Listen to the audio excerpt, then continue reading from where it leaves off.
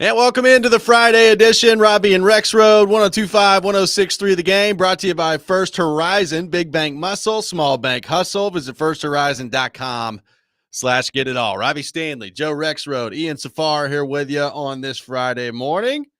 Joseph, how are we doing? What's going on? We're doing okay. Good to see you. And you never told us, you never told the people about your golf game the other day. Oh, it sucked. But it was nice to be out there. It was nice to be out there. Yeah, it was terrible the other day. Is that how it usually goes? You start out, because sometimes if I haven't played hoops in a long time, the first day back I'll hit everything, and then the second day I can't hit anything. Yeah, I played like the week before or 2 weeks before and played great. Okay, so this wasn't your first. Okay. No, that was terrible. So this actually tracks. Yeah. Not very good at all, but that's okay. Sometimes it goes that way. I'm just glad I woke up and came to work today. That's a better start than yesterday. Got the phone all figured out, huh? Yeah, the alarm went off this morning. I was like, well, good. That's awesome. That's a good start. Ian Safar, how we doing? What's going on? Doing great. Thanks. Week 1 in the books for me. Week 1's in the books. Not in the books yet. Well, so this show could be a complete bleep show. I made it in. So I made it in for a week straight. So that's a start. Which is more than some of us could say. So, I did have the thought at one point this morning where I was like, I'm kind of glad I'm not starting this in the middle of January because it's not 0 degrees outside. I don't have to brush off my car at 5 a.m. Yeah. Let me tell you, there's some mornings in the wintertime at about 4:45 a.m. It's like, whew, it's a tough one. It's a tough one to get up and come in. Ian, can you send us a Zoom? Thanks. Thanks. Good luck out there.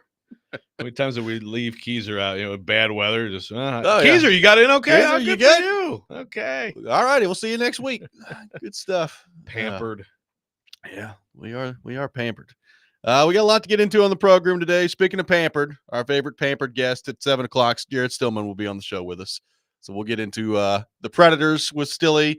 We're less than a week away from the first round of the NFL draft, so we'll get into all that with Stilly coming up at 7 o'clock. Teron Davenport will be with us at 8 o'clock. We'll get into all things Tennessee Titans with him. We got weekend winners coming up at 8:30, so lots to get into on that front today.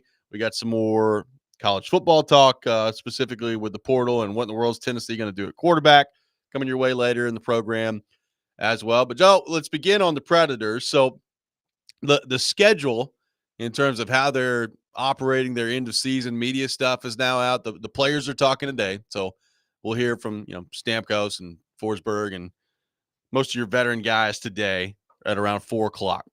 So they're going through the process of their end of season exit meetings, physicals, and all that stuff. So that starts today. Andrew Brunette is scheduled to speak today at around 5 o'clock, so it'll be somewhere in that neighborhood, but he's speaking. And then Barry Trotz is speaking next week, which is a little bit different from how they normally operate. Like, I think last year it was Trotz and Brunette together. Yeah. Usually it's the GM and coach together. Usually it is the GM and the coach together. So this is a little bit different in terms of the way that they're operating there. So does that mean anything in terms of Andrew Brunette's job status? I don't know. I guess we'll wait and see and find out there. But it is a little bit of a different approach, I think, compared to what they normally do. Yeah, I guess basically you can count on the GM and coach being together unless the GM is considering firing the coach, in which case they will not have a press conference together. So Barry Trotz can be asked, hey, are you going to fire that dude right next to you? Yeah. What do you think? By the way, did happen with John Hines. Like, Barry Trotz did have a press conference. It was like Poyle, Trotz, and Hines all together. And that's right. And like half of the press conference was like, so what do you think of John over here? And Barry Trotz, to his credit, was just like, yeah, we'll see. I'm going to go through and evaluate. Don't slip up, John. Yeah. It was interesting. So, yeah, probably a better approach by the Predators to separate that out a little bit today. So we'll see what happens. I would think so. On that front. There was, we've talked about these exit meetings with the players. And we've talked about the process that Barry Trotz is going to go through here in determining whether or not Andrew Brunette keeps his job and is the head coach for the Predators next year. And DVD caught up with Elliot Friedman yesterday for their weekly visit with him. And he kind of went through the process of Andrew Brunette, the decision coming up for Barry Trotz, and maybe what it's been like this year for Brunette and the players to try to navigate through this season. And I thought it was interesting. Here's what Elliot Friedman had to say yesterday on DVD. I think it was a hard year between the players and the coach. Mm-hmm. Derek, like, you've been around a long time. the players don't have to like the coach, but they have to respect them, and they have to believe that the coach is putting them into position to succeed. I saw it quite a few times this year where a group of players that were frustrated with the coach and a coach that was frustrated with the group of players. The one thing I did see, and it was a while ago, and it was when they came through Toronto, was they were working together to try to find solutions. Like, there were times this year where both the players and the coach looked at the way the team was playing and they said, we have to make adjustments. And they did both work together to try to fix that. So now I know that was a while ago, but it was happening. I just think that as the season wore on, you could see the frustration from both sides. I mean, you could tell there were nights Brunette was really frustrated at them, and he made that clear. And you could tell there were times the players were really frustrated, and they made that clear. What I believe Trotz thinks, he has to fix some holes on the roster. Down the middle, very hard thing to fix. All year long, Trotz was trying to find another center, and he's going to try to do that again this offseason. But there's going to be other teams like Vancouver, for example, who are also going to be looking for help down the middle. I think that these exit interviews are big. Good GMs, and I think Trotz, even though it wasn't a great year, I think Trotz is a really smart guy.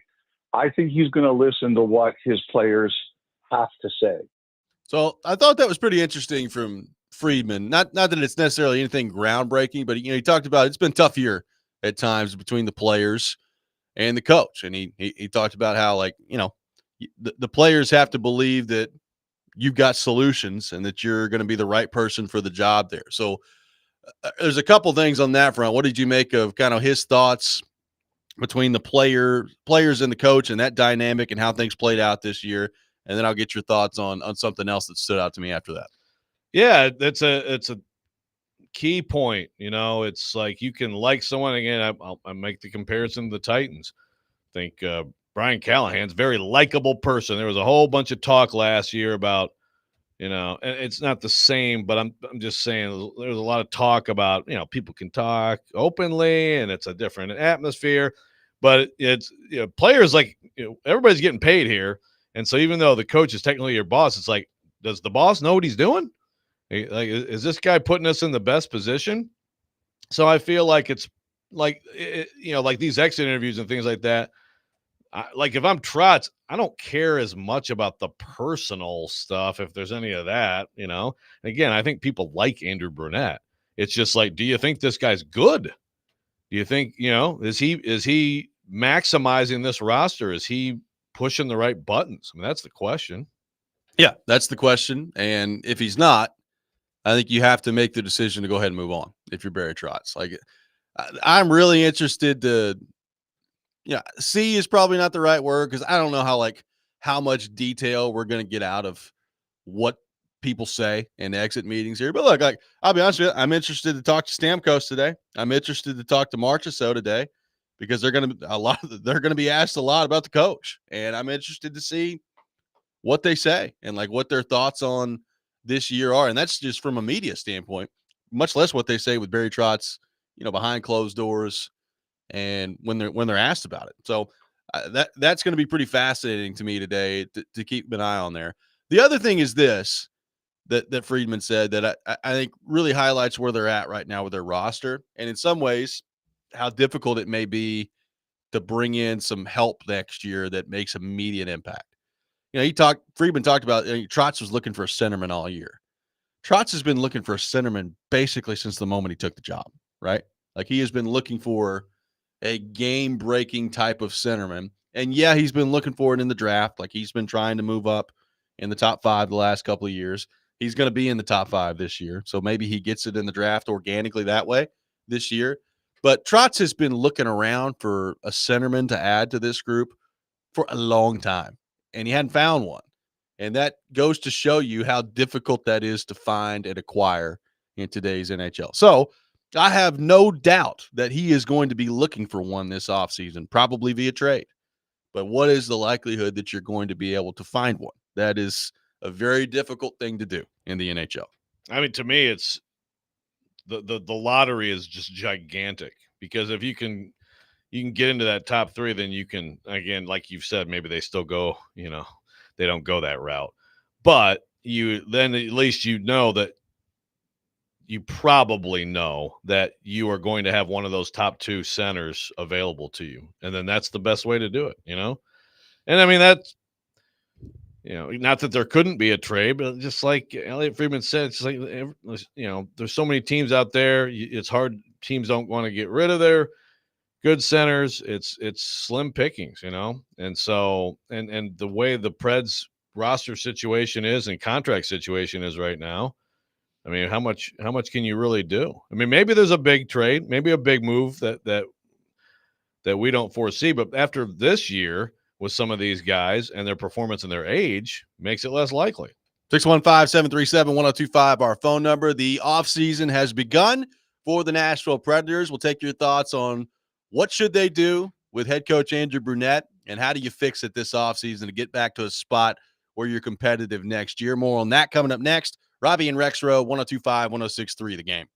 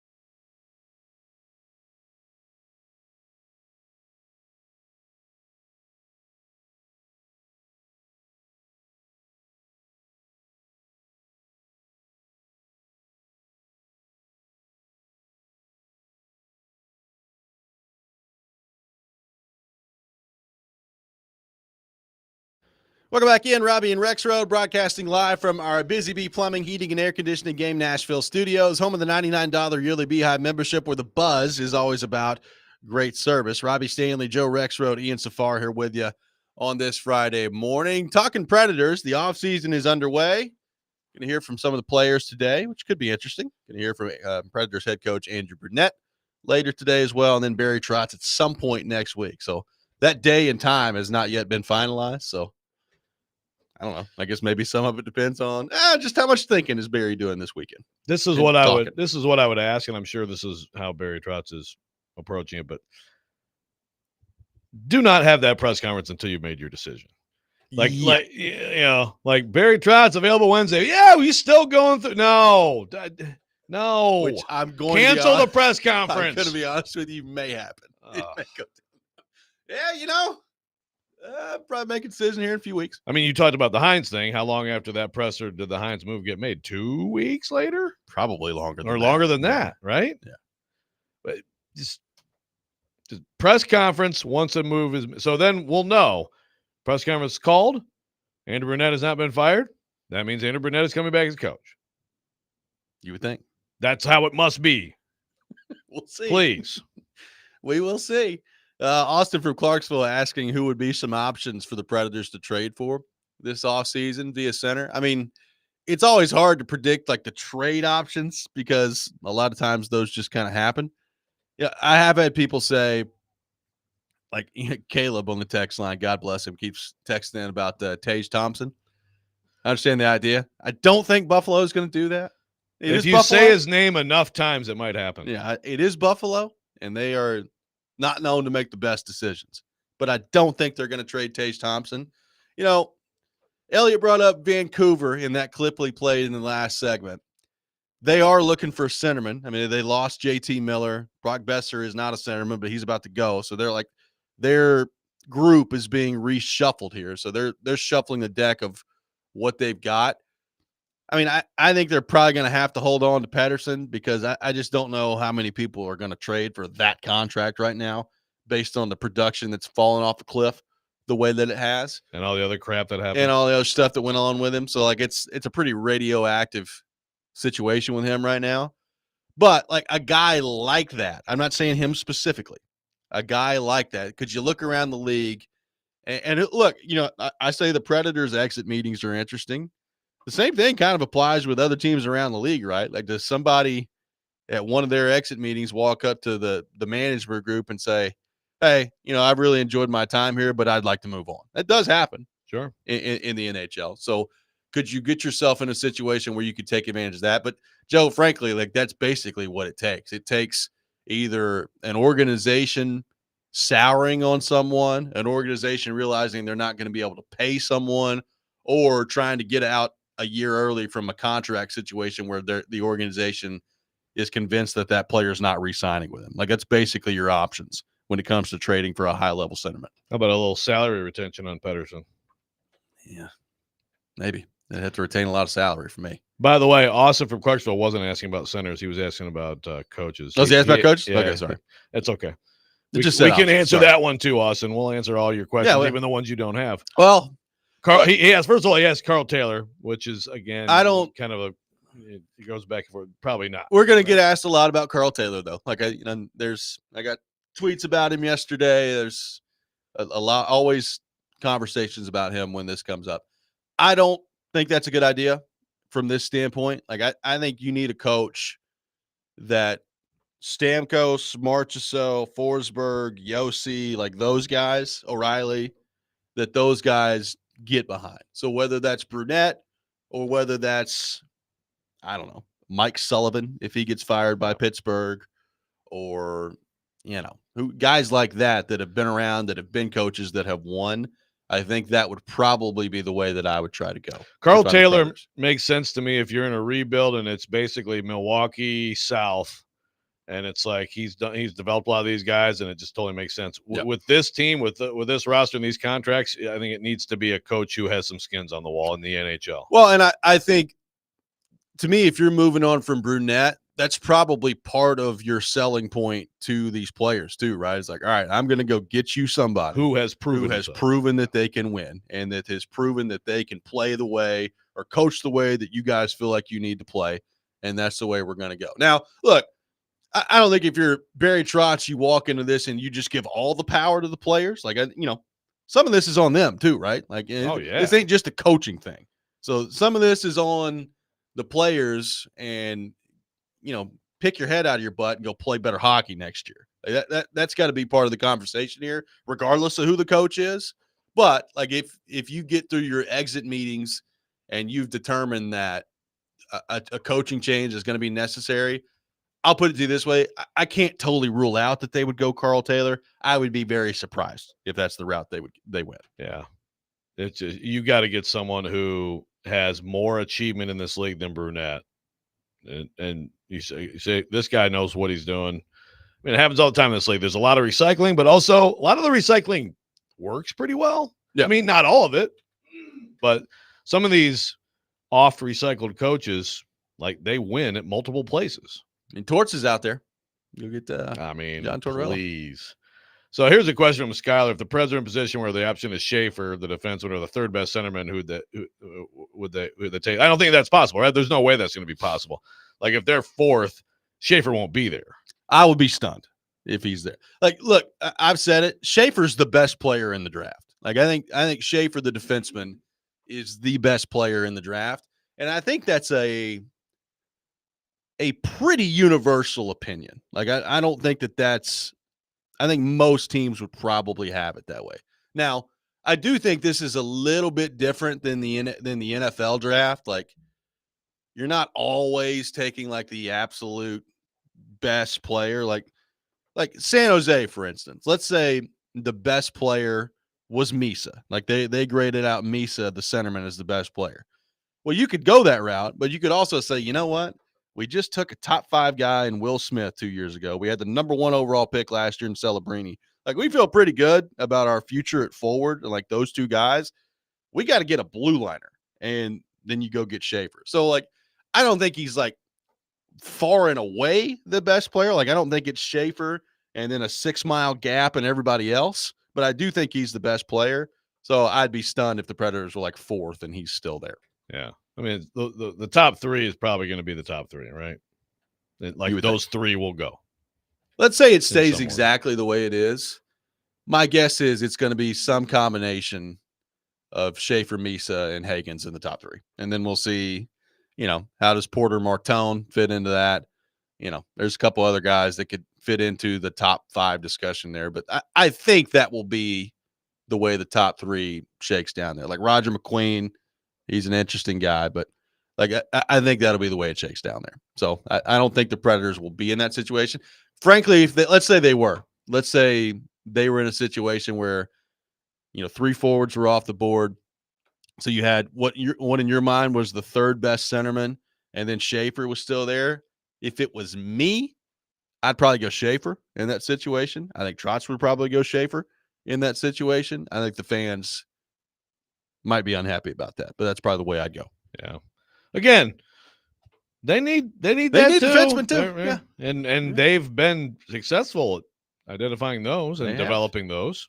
It's been a while since they've really been successful at that, but they have. At least the history is that. Yeah. Let's head back to our 1025 The Game phone line, driven by WilsonCountyHyundai.com. Welcome in Ryan in Mount Juliet. Ryan, good morning. Thank you for calling in. Good morning, guys. You're talking about coaches with vets, and I like the idea of Sullivan. I've been saying that, but from what I'm seeing and what I've heard, I don't think Pittsburgh's letting him go. May not. But I would say bring back Laviolette, and hopefully he can bring Halsey with him and see what they can do with this veteran roster, seeing they took what was a mix of vets and rooks to a cup in 2016, 2017, and we didn't have that much talent, and now you're giving Housley pretty much a full arsenal on a power play, which was top of the league back when he was our power play coach. Now you can give him better players to play along with that. Thank you for the call, Ryan. I don't think they're going back to Laviolette. I mean, I'm here for that too.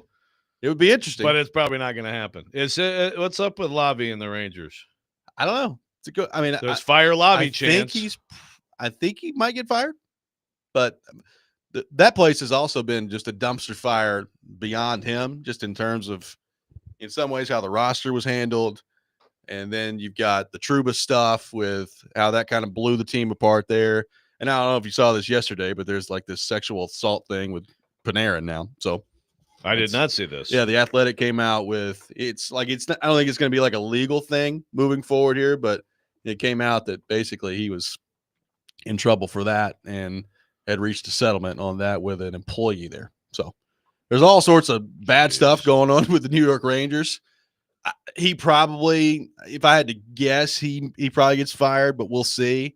But if he does, then I think beyond just the Predators, which I think you can take the Laviolette stuff out of the Predators discussion. But I think even league wide, like you look at the way it's gone for Laviolette the last couple of stops here, is like Washington, it did not work, and then they moved on from him and like basically immediately have gotten a lot better. He won the President's Trophy last year with the Rangers, so that's good. But now they've immediately fallen apart. Now I'm interested to see if he's got another landing spot in him as a head coach. Yeah, that's a good question. The trend is not good there.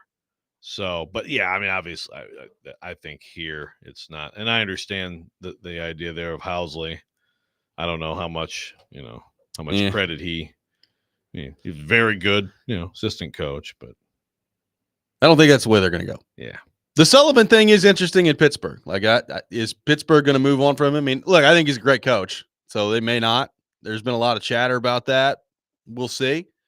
And that's another part of this. Like, is Trotz expecting somebody to like shake free that ultimately doesn't? And does that influence the way he views Brunette? I don't know. Yeah, maybe I have no idea. Like his thought on Sullivan, but like, yeah, is it like, okay, well, if Sullivan's available, got to go try to get him. If not, there's no one that's like that compelling. Right. It's an interesting spot that they're in. 615-737-1025, our phone number. We'll take more of your thoughts on the Predators throughout the show. We'll get back into that with Stilly coming up at 7:00 here. Want to get into some comments that Charles Robinson had on our show yesterday about Nico Iamaleava and the Tennessee offense, that I do think the second part of that is interesting for Vols fans and others that follow this program closely to consider as they move forward here. We'll get into that coming up next. Robby and Rexrode, 102.5, 106.3, The Game.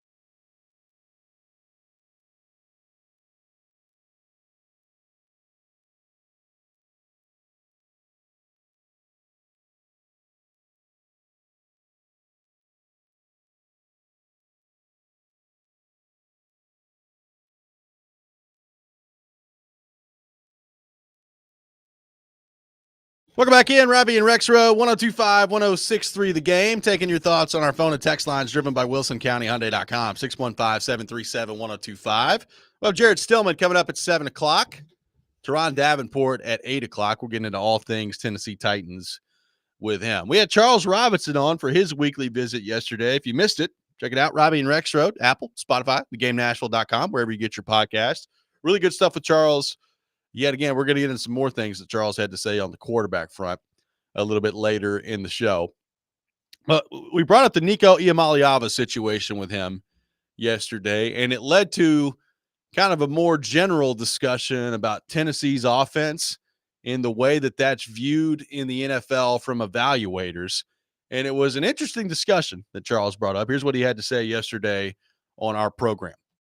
From the NFL perspective, I don't think anybody's unhappy to see him get out of the Tennessee offense, because I know evaluators just don't like that offense. They don't like it really for any position almost on the field, even running backs. Like I go through the running back stack this year, obviously a prominent running back that's in this draft. And when you talk to people about him, they're like, there's just so much space that this kid is running through. And it makes it really hard to know what it's going to look like when he's in a bunched up formation and just doesn't have these running lanes. The wide receivers, it's always like they don't line up on the line of scrimmage enough. Like it's just wonky, or the splits are crazy. The quarterbacks, it's almost like it's difficult to evaluate almost anything they're doing from a schematic and read coverage standpoint. And it's like when you hear like Hendon Hooker, you see the Lions sign Kyle Allen, and then they basically say like, hey, Hendon's got to win the backup quarterback job. Like it's a rough go in the NFL right now for Tennessee quarterbacks, it just is what it is. So that was Charles yesterday on the show. So Joe, obviously interesting stuff there. NFL evaluators do not love the Tennessee offense as it relates to trying to project these players and what they're going to be in the NFL. So what do you make of that? And do you think that eventually could hurt Tennessee if that's what the thought is from NFL evaluators on their offense? Yeah, we've talked about it before. That's an interesting, I hadn't really thought about that. I don't know if we've really talked much about that from the running back perspective, but it's true. Look, what it means is a good offense. Okay. That's the thing. If they hated it and then the offense didn't work, then it's like, yeah, this offense sucks. You should change it. Yeah. But they hate it because it works. It takes advantage of some differences in the rules with the splits. And then quarterbacks do have it easier with this offense because the defense can't really disguise coverages the way they can against traditional offenses. And then, like he said, with the running backs, I think Dylan Sampson's great. And I think he's going to be a good player in the NFL. But it is true that the boxes were light, man. The boxes were light. That's how and that's why that offense, we always talk about this offense, fast and they throw it around, but it's always been a good running offense, always, because it forces you to lighten your box, forces you to declare a lot of things. And by the way, I'm here to tell you it will be a good running offense again this year without Dylan Sampson. I know Tennessee fans are freaking out that he's gone. They're going to run the ball well this year. They always do. Yeah, absolutely. I mean, look at his first year. Those guys looked like world beaters in that offense, and they were good players. But yeah, it's one of those things. Can it come back to your question? Is can it hurt Tennessee? I mean, maybe after a certain amount of time, if you continue to not produce an NFL quarterback, and people are talking more and more about it. Yeah, I mean, maybe it might hurt you in a quarterback recruitment. I still feel like, if you're Tennessee with everything they have going for them, including what they can pay, and if you're succeeding and you're winning and you can go there and you have a chance to, to play in the college football playoff and all that stuff, you're going to be in pretty good shape. But again, I said a couple years ago, they need one of these guys to just end that narrative. Because really, the only guy who's come out of this offense who's done anything in the NFL was RG3 as a rookie of the year, and then it fell apart for him. And obviously, he came in, he was great. He played in this offense, but there just hasn't been anyone since then. I thought Hendon Hooker was going to be that guy. I don't blame the offense if he isn't. I mean, he's been in the league long enough. I mean, you can adjust to these things. Yep. But the adjustment period is definitely real. So I do feel like if you've only been in this offense as a college quarterback and you're now going to come into an NFL offense, I think that there's probably less likelihood you're going to play as a rookie or play well as a rookie. I got one texter that says Tennessee's offense is absolute garbage. It does not translate to the NFL at all. We've watched ever since Heupel started at Tennessee how to dismantle his offense. Georgia is the prime example, and every other team has started following suit. You need to stop the run with a light box, and Tennessee can't do a damn thing about it. It's from an unnamed texter. Yes, if you have NFL players all over the field, absolutely. You know, if you have a decided talent advantage, then there you go. And Georgia's had that. And I give Georgia credit for what they've done. Tennessee has not figured that out.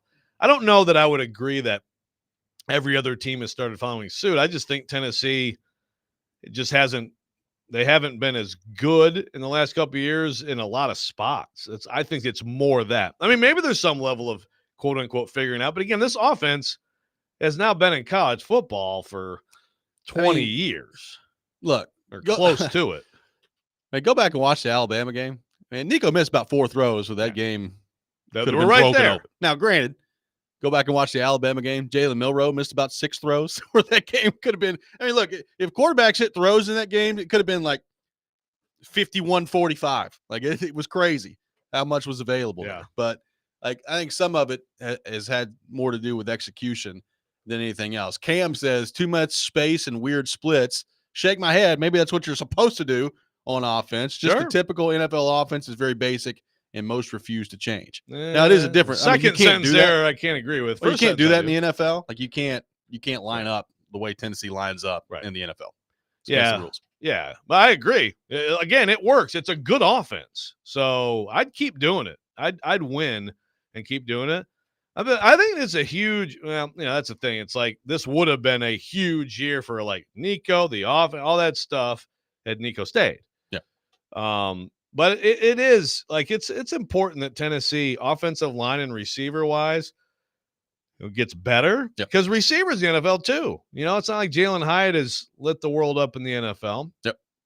They could, you know, Tillman's done a little bit, you know, but they could use some good outcomes there too. Yeah. Look, they also need, you know, they need a high level, like is Mike Matthews is a high level recruit. Can he turn into a high level prospect? Right. Like they haven't had a ton of receiving talent in that room either. So that's what, like Mike from Pennsylvania on the text line says, NFL doesn't love the offense, and I understand. However, Hendon Hooker went in the 3rd round while having a torn ACL. If you look good, you're going to get a chance. Sure. Like I agree with that. You know, maybe there does become a point where NFL evaluators just look at this offense and they say, you know what? I'm not even messing with this guy just because I don't know how this is going to translate to the NFL. But bottom line is, like, usually if you're good enough and the talent's there, they'll work with you on the offense. Yeah, like it's not. I mean, it's still football. They're still reading defensive backs. You obviously still have to make throws. You got pass rush coming. I mean, you know, it still mostly translates. So if you're good enough, then you're going to get a chance. The question is to hurt Tennessee would be, does it start to get to be a thing in the recruiting world? Like, I'm not going there. Yeah, I think I'm going to pick this more pro style offense that might help me a little more. Yeah, could be. And then that's where if you're Tennessee, you just say, all right, go get your quarterback in portal every year. Just come win over here. Yeah, there you go. We'll see. I mean, look, there's who's that going to be, by the way? Well, I've got some thoughts on that. Okay. Coming next, we'll get into that. Take more of your thoughts on the Tennessee offense discussion that we had yesterday with Charles Robinson, and we will get to that. Who is going to be quarterback for Tennessee when the season opens up next year? Take your thoughts on all that. 615-737-1025. Tune in to 94.9 The Fan tonight as the Sounds take on Charlotte. Pregame begins at 5:49. First pitch at 6:04. Very specific. Coverage also available on the Game Nashville app and at thegamenashville.com. Sounds Baseball 94.9 The Fan, presented by Twin Peaks and Family Leisure. Robby and Rexrode, 102.5, 106.3 The Game.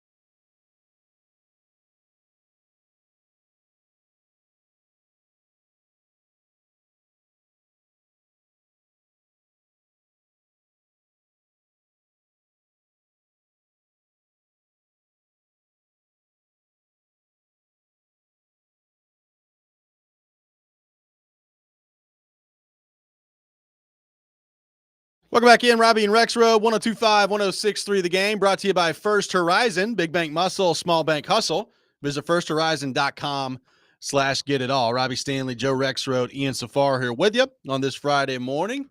We'll have Jared Stillman with us here in about 10 minutes. We'll get into the Titans, the Predators with Stillies. Looking forward to that. Coming up, taking your thoughts in the meantime on the Tennessee Vols, their offense. And now, Joe, who's going to play quarterback for Tennessee? We're a couple days into the spring portal window officially being open. Tennessee has not found a quarterback as of yet. At least if they have, there's been nothing reported on it as of yet. Some interesting names that have been out there. You know, Notre Dame had a transfer yesterday, Steve Angeli. That's the one to watch. There. And that is an interesting one to watch. Now, in terms of like pure experience, he doesn't have a ton. Like you go back and you look at his numbers.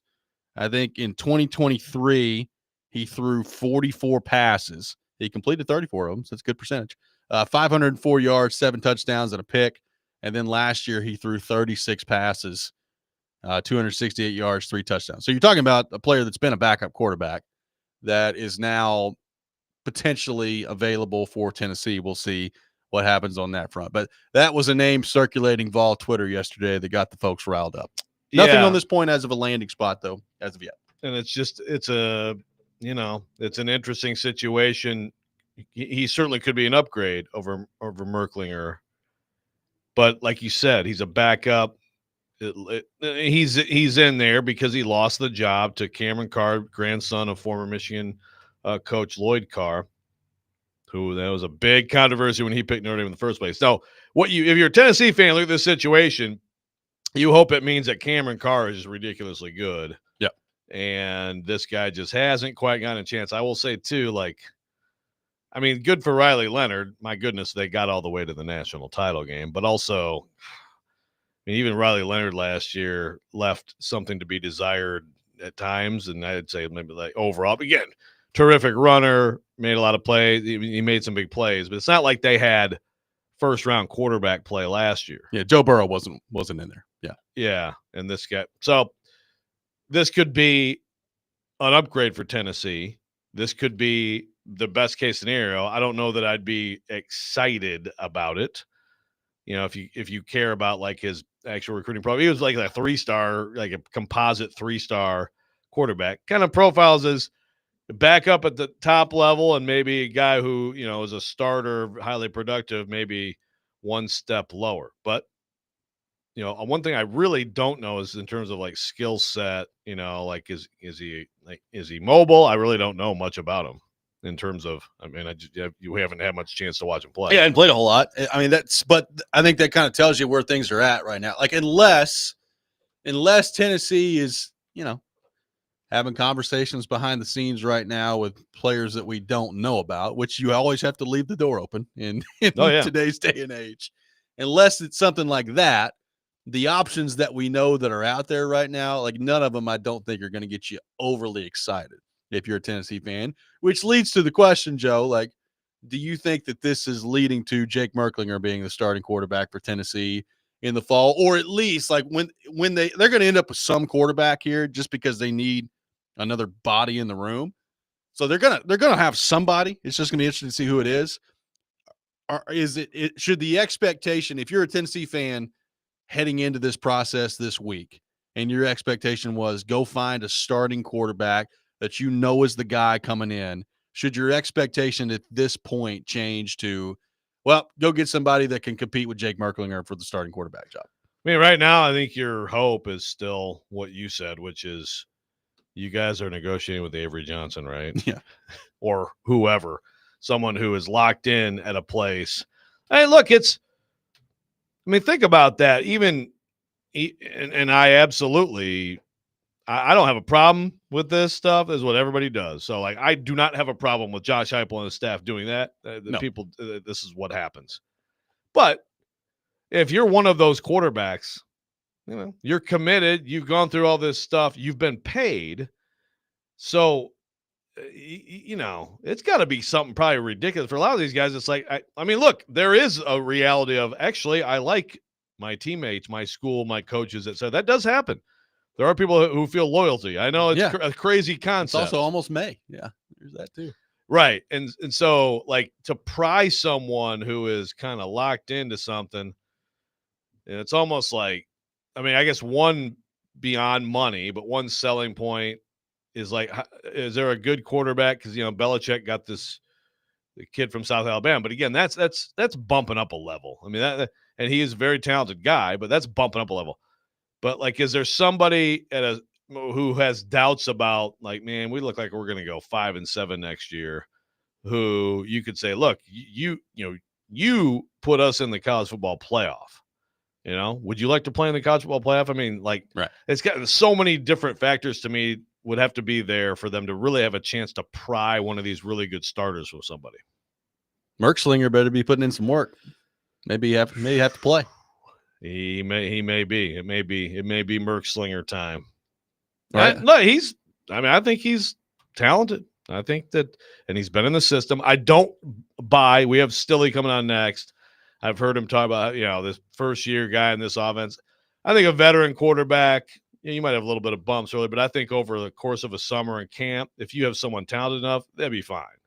Again, Hendon Hooker was able to come in and what did you say? 31-3? Was that what he was? TDs and picks. His first year, not the Heisman candidate year. Yeah. His first year was 31-3 TDs and picks. That's okay. Yeah. No, I mean, he had spring practice, but yeah. Yes. Yes, for sure. And that's a difference. Here's what I would say. Like, I don't think the Tennessee offense from like a schematic standpoint is very complicated to learn if you're a quarterback. The complicated part is trying to operate the thing at warp speed. That's when it becomes complicated and getting everybody on the same page doing that. But like purely coming in and learning the offense, I don't think is really that difficult for Tennessee. And let's face it, they haven't been going at warp speed. Exactly. So I don't know if that's more on Nico. I mean, it went down with Milton. That's something I'd like to look up, actually, the time between plays. But I think it went down even more with Nico, and they had their least productive QB season with Nico. 615-737-1025, our phone number. Stilly will be with us coming up next. We'll get into the Titans less than a week and away from the NFL draft, and also the Predators with some big offseason questions and decisions coming up here the next few days and weeks. That's coming up next. Robby and Rexrode, 102.5, 106.3 The Game.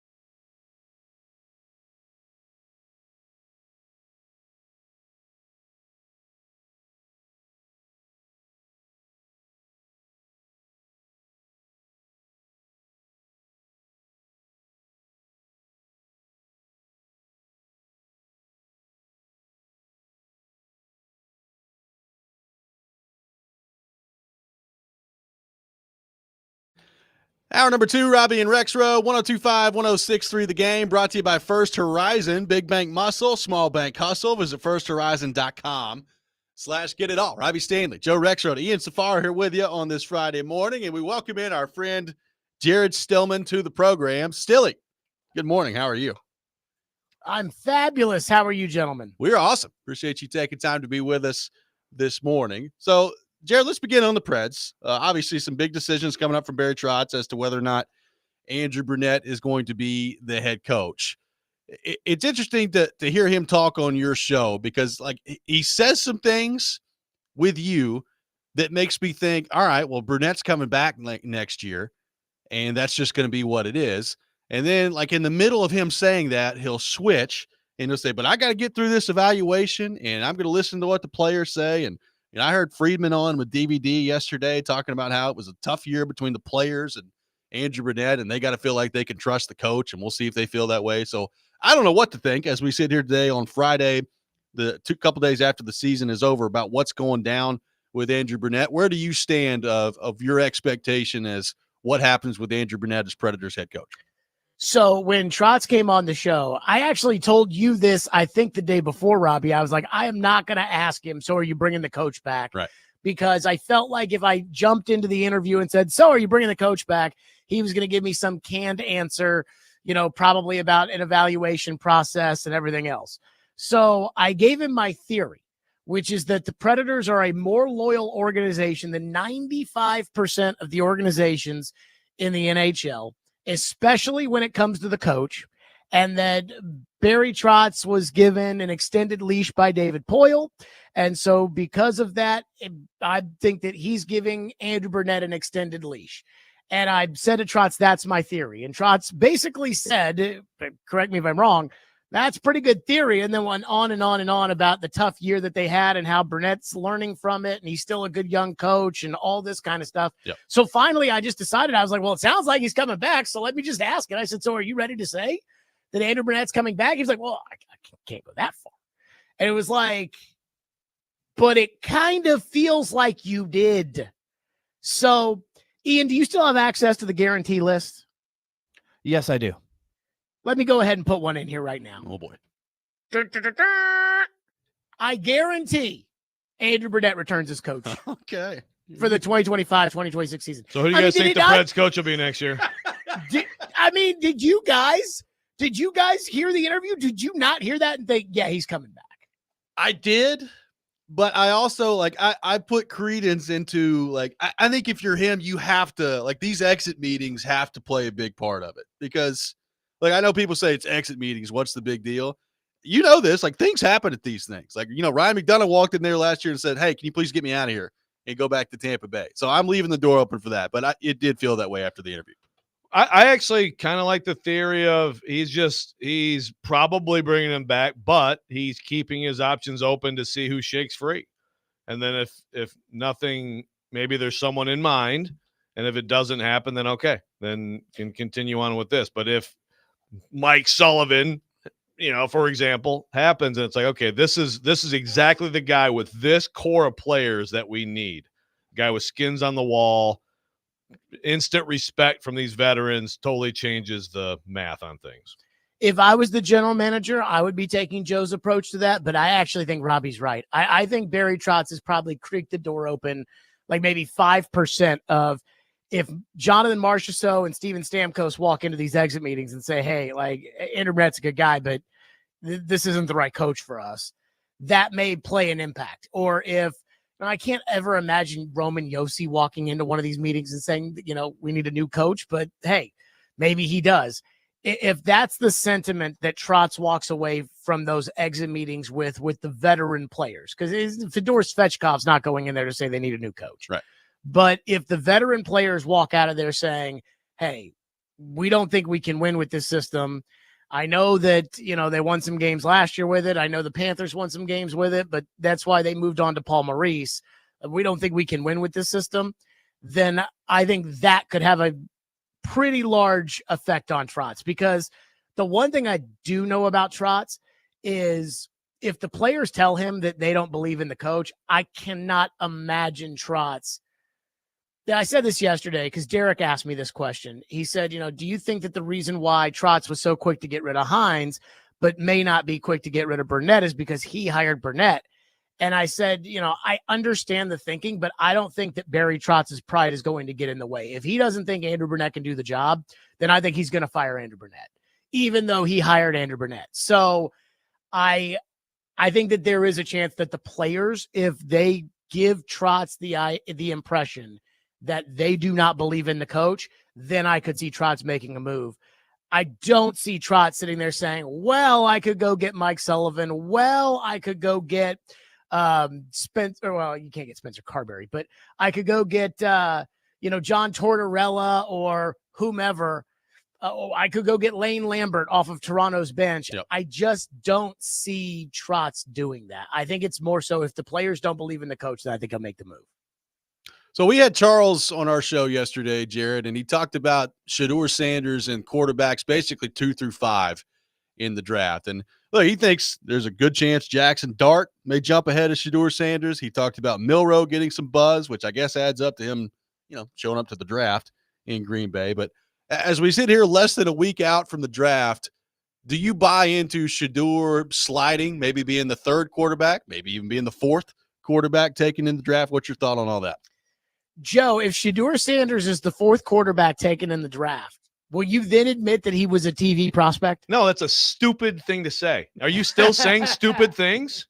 Well, you should try to limit the stupid things you say. That was a stupid thing that you said before. A TV is coming on the program saying that he may slip to QB3 or QB4. Great. He may go in the second round. Oh, my God. So a second round pick in the draft is a TV prospect. No kidding. Amazing analysis. He is.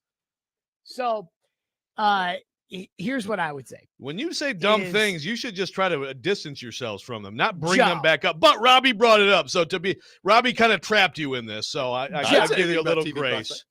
I mean, the TV debate the whole time was Shedeur Sanders, Cam Ward.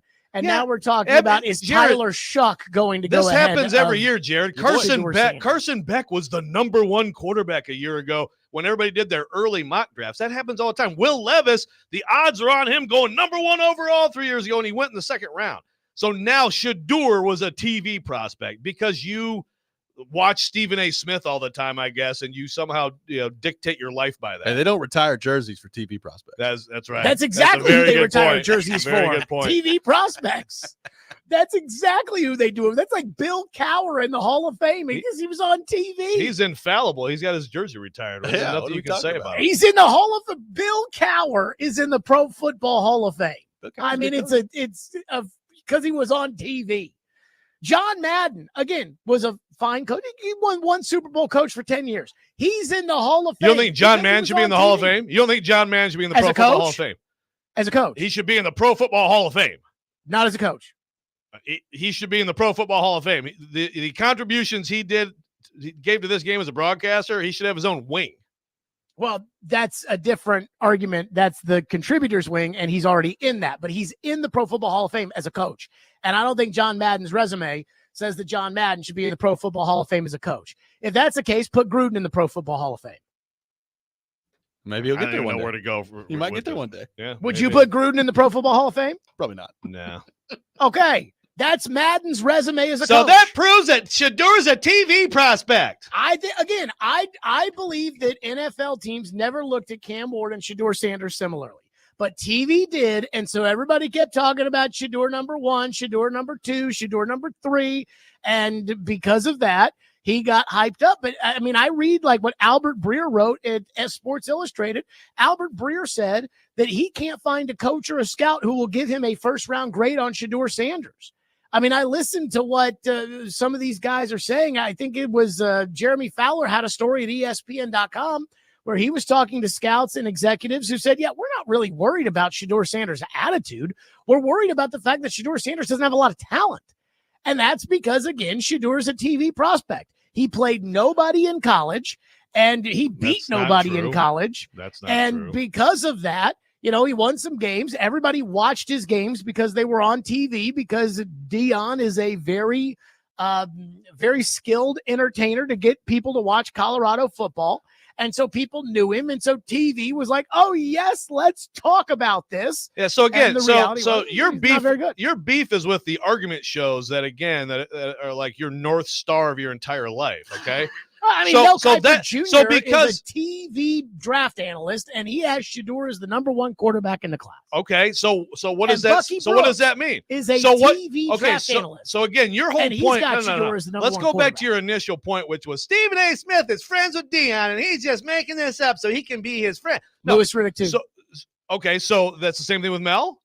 So Mel's just doing this as a total ruse. Mel what is you're high saying. on So Shador. again, this is you. Everything's a conspiracy with you. So Again, I just think that they're into him because he's famous. He's a TV prospect. okay, good take. So where's he going? Where do you think he goes? That's exactly what I was going to ask. So, I mean, I guess Adam Schefter came out yesterday and said he could go anywhere between 3 and 31. Yeah, thanks, Adam. And yeah, I know, right? That's like when Carson Wentz had that 6 to 12 week injury. So he I could think go. Shador Sanders could go anywhere from 1 to 105. So he can go anywhere from 3 to 21, but not to #9. So everybody's saying the Saints like Jackson Dart more than they like Shador. And then I saw a report that said that the Steelers met with Shador Sanders and the meetings did not go well. Now, I want to remind everybody that 3 years ago, the only thing that the media knew going into the draft was Mike Tomlin loves Malik Willis. Yeah. That was all the chatter. I remember Todd Right. McShay. Well, the had a Colts report. loved Will Levis. The Saints I was gonna like say that Jackson same Dart thing. more than Shador, et cetera, et cetera. So when I hear the Saints are not going to go with Shador at #9, I'm thinking, hey, might go #9 to the Saints because this time of the year when you hear, oh yeah, they don't like. how him. could a TV It's- prospect go #9? That makes no sense. He's a TV Well, we'll prospect, see. Jared. Well, maybe the Saints don't like him. We don't know. We'll find out. He's not a real prospect. Again, He's a TV Charles- I prospect. swear, if Jalen, Charles people are you saying that Charles is wrong? No, Joe? Jared. The point is, Are you saying that Charles? what I'm Robinson doesn't know saying- what he's talking what I'm about? saying, Are you Jared- saying that your friend, your best buddy, your No. former roommate, no, a guy who do you used to are you share unable? He was never my Shabbat roommate. Hollow with? He was never my roommate. And also, you no, what I'm two- saying is that you say dumb crap and then keep saying it. He's not a TV prospect, Jared. He's an actual NFL prospect who will be drafted at a pretty prominent spot in this draft. And I don't think it's because Stephen A. Smith is friends with Dion. How many quarterbacks will go before Shador? Who cares? I'd I take do. him first. I swear, if Milrow goes before I know. him, that'll be interesting. So Dude, is it Haley because Milrow- is it because I like Dion? I think the other day Jared said that I was blaming Nico's dad because I'm pandering to Nico. Huh? Yes, I really hope that Nico gives me an amazing interview from UCLA, UCLA. Jared. Like you have so Hey, many you are a great national theories. college football writer for the Athletic. Yeah, and let me tell you So you maybe something. need to put Another your interview pro with Nico, Nico would anti-Nico really be a bias big at the side. deal. It'd be a really amazing If thing you if were I could such get a that. good reporter, Joe, you'd get to sit down with Nico's dad. Yeah. Yeah. Oh, believe He'd be me. willing to do that. I've told him before that I'm coming to your house, so I'll see you on this day. And he's like, "Oh, actually, we're not going to be there." Believe me, I've tried. Have you actually said that to Nico's dad? Yes, And I Nico's said dad I'm said we're coming not to gonna be your there? house on Saturday. And Do he you said, have "Oh, Nico's dad's phone number? Yes. You want it? Why don't you just no? Why don't you just go there now? He just left his house yesterday. His video from Knoxville. They packed up. They're gone. So it's a different. So dad lived in Knoxville when Nico was in Knoxville. Yeah. So is dad gonna live in L.A. or is he gonna live in Fayetteville? I don't know. It's a good question. I don't know. Or if does find mom out. gonna run kid number 2 and dad's they're gonna play man-to-man defense? What's That's a going good on? It question. doesn't matter. Nico's an adult, so he makes all his own decisions. I Per agree Jared. with that. Per Jared. I agree with that. Nico So many is an good adult. takes. So many good And if takes. Nico was an adult and in charge of his own business, then he wouldn't have lost himself $2 million doing this bull crap. that Oh, he I agree that he pulled. should have stood up to his dad. I absolutely agree. He We did really- not. Really covered a lot of ground in this We segment. did. Well done, Stilly. Nice job. Thank you, and I feel right about most of it. So That's good.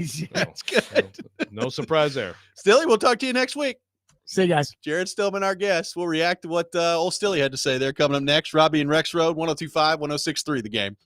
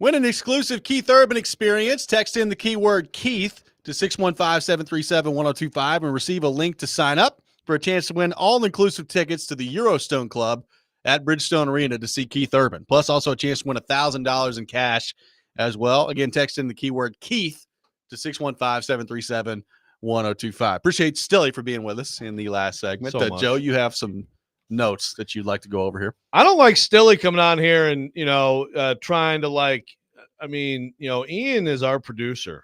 Ian is part of Robby and Rexrode. Yeah, he's putting me to work. Stilly's trying to come in. Yeah, give me my guarantee. You ain't playing the guarantee. No. You worry about that with David Reed, okay? You guys deal with that yourselves. I don't want you on our text line. You keep yourself over there. We're over here just fine. But here's in seriousness, though, like the whole TV prospect thing. Let's remember that. See what Jared does. He has a terrible take, and then he'll kind of sanitize it. The take was that Stephen A. Smith is buddies with Dion, and so he's just talking him up, and that inflates, and then he becomes this fake, again, TV prospect. Yeah. Shedeur Sanders is a legitimate NFL quarterback prospect. I would take him if I was taking a quarterback first. I also wouldn't take any of these quarterbacks in the first round, but that's just me. I'm not yet an NFL GM. But this is what happened. This is where Stilly, there's a nugget of truth in terms of media and real evaluations. So think about last year in last class. What did everybody want to talk about? Is it Caleb Williams or is it Drake May? Yep. Media definitely, especially the argument shows, love is it this quarterback or this guy first? They love it. So that's an every year thing. And sometimes it's actually a thing. And then last year, as it turns out, people were more talking about Drake May tumbling a year ago once we got to deeper evaluations. That's the reality of the situation. So Shedeur Sanders is a real prospect. Again, it's not a great QB class. So if Shedeur Sanders goes number 9 or goes number 30, is the second quarterback who goes or is the fifth quarterback? It doesn't matter. He's a real prospect. The media like to argue over two quarterbacks. And in this case, once you get into deeper evaluation, the film told people, yeah, Cam Ward is clearly the best quarterback. That's all. That's reality and, human conversation. And then there's a ridiculous take that then continues to be recycled. I mean, I was trying to let him just put that one to bed. I'm glad you brought it back up, though. I didn't say anything about TV prospects. Well, no, I know. Just asked him about the quarterbacks drop, and he brought that stuff up. Well, right, but as soon as you're going to trigger him. You know what I mean? As soon as you bring that up, he's going you bring his take back up. So I'm just glad we got yet another display of the long fuse by you in the last segment. It's good. It's getting longer by the day. I mean, you've dealt with the Real ID stuff this week, and now Stilly, it's good stuff. The Real ID, I swear to you, was actual long fuse. I mean, you would have been very proud of me. I just smiled. Said, thank you. I will. I almost cried. I'll see you tomorrow, I suppose. Oh, and then maybe again the next day. Next day. The long fuse sometimes in place. Stilly has a way of, getting right to the point there with the lighter. Cam on the text line did say, "Hey Joe, what's that number for Nicky Amaliava?" Falls fans asking. Yeah. Well, I mean, hey, we could do a little auction here. I mean, I have no problem. Yeah. You give me enough. I mean, I can see. I'll give you like 5 of the 7 digits and leave 2 open, and then you can just kind of, I did see. I think it was yesterday on Facebook of a Knoxville news station. Apparently, was outside their house, just watching them pack up a U-Haul. So there was. Is that right? Yeah. Okay, I was wondering. Interesting. Yeah. Wow. Oh boy. Yeah. So wish them well in their travels. Are leaving. Yeah. they're out of here. 615-737-1025, our phone number. We'll get to the Charles Robinson take on Shedeur Sanders and the quarterbacks 2 through 5 in this draft coming up next that he had on our show. Some really interesting stuff. Very interested to see how this plays out less than a week from now as the NFL draft is underway next Thursday. We'll do that coming up next. We got Teron Davenport coming up to begin the 8 o'clock hour weekend winners coming up at 8:30. All that ahead. Robby and Rexrode, 102.5, 106.3 The Game.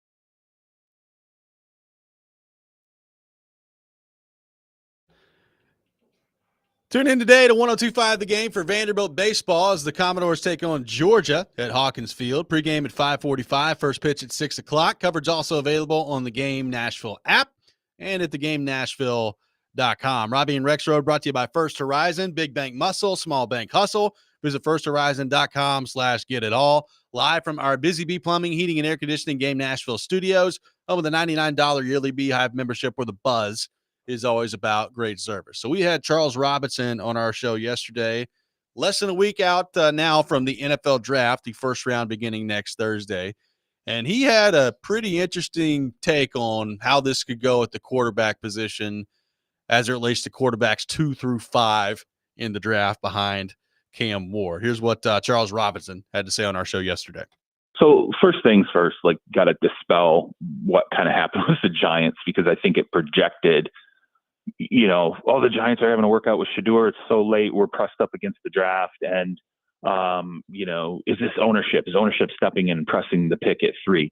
No, it's not. This was on the books, guys, for a while. And it was because Shedeur told teams, look, I want to get the pro day in, and then I can do private workouts. I'm not going to do private workouts with, 15 teams or whatever, but I want to do my private workouts after the pro day. Well, the pro day was late. We're talking about all the way into April for the pro day. And then by then, you have a number of teams that are like, okay, just from a schematic standpoint of like who we can get together to put on the full kind of pro day we want, our window is like mid-April, which is why you're seeing the Giants bring in 3 quarterbacks, Shedeur, Tyler Shuck, Jalen Milroe in this window. It's not suddenly indicative of, they're pressing the panic button on the third pick and they have to find, Shedeur now being forced in there by John Mara. That's not the case. It was just scheduling. So now it doesn't preclude, I think the Giants are moving up out of the second round and trying to get a quarterback who may be sliding in the first. But I will say this, we did the all juice team, and you end up talking to a lot of executives, a lot of scouts, a lot of personnel people, some coaches, and the quarterback stack from 2 to 5, which would be Shedeur, Jackson Dart, Tyler Shuck, and Jalen Milroe. There's a lot of really differing opinions. So a lot of differing opinions on the stack from 2 to 5 as it relates to the quarterbacks there. And he talked about it like, Jackson Dart may end up being the second quarterback to go. Jalen Milroe has generated some intriguing buzz for some teams, which, we reacted to him attending the draft in Green Bay. Like, what does that mean? Well, maybe he will go in the first round there. So what did you make of Charles, what he had to say on the quarterback stack 2 through 5 and how up in the air that may be heading into the NFL draft? Yeah, well, first of all, if you're like a Titans fan, you hope this means all those other QBs or whatever. But just because it's a bad class, see, we have the guy. We have the one guy who of this class is going to work out and be great, and he's legitimate. He's clearly the best, and he's going to be a franchise quarterback for the Titans. And so the gap suggests something good about what's happening for the Titans. Yeah, as far as the rest, I mean, it's like I watched very little Tyler Shuck. Sorry to Stilly and your Louisville Cardinals, but I obviously there's some buzz about him this week. People are, but this is where when you get to this part of the process, like you go through all the things, and again, every year there are quarterbacks who are inflated, and then the season happens, they fall. Carson Beck went from he's going to be the number 1 pick to he better go back to college, right? Then you go through the season and you have a certain perception, which again is part of like Shedeur and Cam Ward being 1-2 and all that stuff. Some years you still have a 1-2, but like last year, Jaden Daniels jumps up there, and it's like, man, he's again Drake May. People thought was going to tumble.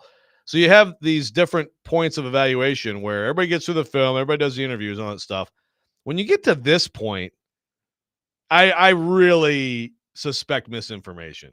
This is where it's like, so wait, why now is like this point here in April, this far into everything, all of a sudden this Tyler Shuck stuff he's going crazy? Right. Why again, the Levis stuff that happened a few years ago. Why is that? That's where you start to get to people trying to put some stuff out here to throw a little misdirection. But I mean, I could see, and I saw a lot of Jackson Dart in college. Look, personally, what the game that sticks out in my mind is like that Florida game, terrible loss, or else they're in the playoff, and he was bad in that game against an okay Florida team. But I guess I could buy it. I could buy any of those guys. It seems to me like if I had to pick, I still would predict that Shedeur would be the second QB taken. But if he doesn't go to one of like the Saints or to one of those teams up, or somebody move up or whatever, yeah, it could be a tumble. And look, it could end up being that this bad class that everybody's talked about, all of a sudden you end up with all of them sliding back. Also, with this position group, sometimes you just have a run on these guys, and the Milrow part of it is the most fascinating to me by far. I don't know that I'd want my team to do that, but I hope somebody does it because I think it would be fascinating to see. You know what? Let's build an offense around what this guy does incredibly well, and that's going to already put defenses in a bind. And then what if he can get some consistency throwing the ball? Well, and a couple teams we brought up, not just on the Milrow front, but just maybe teams to keep an eye on in general that could either do something in the first round or maybe move back up to go in the first round to grab one of these guys. Because one thing Charles also said was, more and more teams are looking at, like, if you're going to take a quarterback and let's say you think somebody's available or going to be available at 35, 36, 37 and as a quarterback. Well, would it make more sense to trade back into the first round if you're one of these teams, draft them in the late first round so you've got that fifth-year option at your disposal at that point? Does that happen in this year's draft? We'll see. But like the Rams, so they just went through this saga with Matthew Stafford, and Stafford may end up sticking around there for another 2-3 years and playing football. But, they're at least arrived at the point with him where he is reaching the end in LA. So do they want to get out ahead of that and have somebody sitting behind him? And then the other one that we talked about was the Dolphins, right? With Tua and the injury stuff, and what exactly are they doing? Like, what is the Jalen Ramsey stuff signal? And if Tua goes down again, do you want to have a younger quarterback that you're kind of molding behind him at this point? So there are some teams that don't necessarily need a quarterback, but could get out in front of quarterback to keep an eye on this year. Yeah, that's super interesting. The fifth-year option thing, John McClain, always a great interview. I really enjoyed his interview with Chase and Big J yesterday. And he made the point, and it's a good point. It's like we talked about all that with Levis, right? And we never got close to the point of caring. It doesn't matter. It's like you pretty much know what you have. If you need the fifth-year option, then you probably don't have what you're looking for. And you would have signed him already to an extension. The one example of that not being the case is Mariota. But again, it was the same thing. It was like, okay, how about pick up the option instead of extend him? You know what I mean? So to me, it's like, but I guess I think it could be different from this point. Like, look, it worked out for the Packers, but Jordan Love sat for 3 years and he was going into like where you had to make a decision to pick up his option like before he really played. So like if you're the Rams or the Dolphins, like you know that Stafford's going to be your quarterback for the next year or two if you're the Rams, or that Tua, hopefully, if he stays healthy, is going to be your quarterback for the foreseeable future of the Dolphins. But by the time it comes around, like you may need that fifth-year option with one of those guys. Yeah, that's true. If the clock doesn't start until later, then that makes it useful, I guess. But but by and large, you're right. Like if you're drafting a quarterback and they're playing early, like you got a pretty good idea before the fifth-year option rolls around. Yeah, and again, if it's like Marcus, it's like, well, okay, Marcus, let's go. Fifth year, this will finally be the one. All right, Ryan Tannehill's a starter. Yeah, it didn't last very long in that fifth year, did it? Just like, well, 6 glorious games. To be fair, boy, were they bad. Were they bad around him? And then all of a sudden, were they good around Ryan Tannehill? They were very good. That's like, wow, is this the same team? That's great. That is one of the wildest NFL seasons, really. Like if you look at like a team, like the worst offense in the league, and all of a sudden they were an unstoppable offense in the AFC Championship game in the same year. You know what the most exciting part about all this draft talk is right now? Is that at 1 week from today, we will be reacting to the first round. It will be over. Cam Ward will probably be a Titan 1 week from today. I'm here for it. Yeah, me too. Let's get to it. Yes. That'd be please. nice. We got the Rex Rant with Joe Rexrode coming up next. Teron Davenport will be with us at 8 o'clock, taking your thoughts. In the meantime, 615-737-1025. Speaking of the draft, don't miss Nashville's best NFL draft coverage on the Game Nashville Sports Network. We're broadcasting live from Twin Peaks in Madison on April 24th.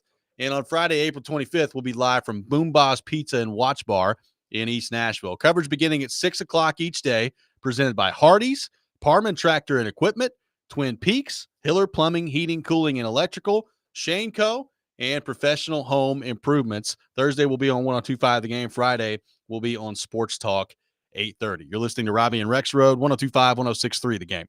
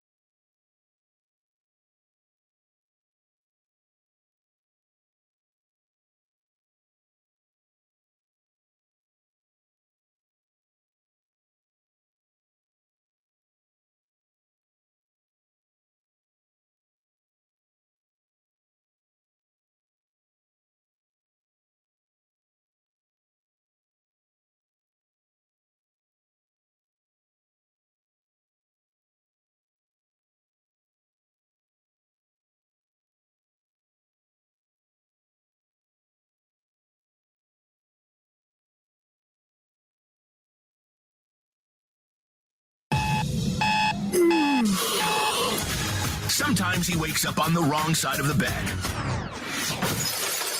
And sometimes he's just, well, Joe. Awkward moment. Let's do it. This is the Rex Rant, now on Robby and Rexrode. Will you then admit that he was a TV prospect? No, that's a stupid thing to say. Are you still saying stupid things? Everybody says to me, Corso, you're stupid. You always pick the wrong team. The hell with Lee Corso! That dog is ugly. Let me say this about the great state of Tennessee.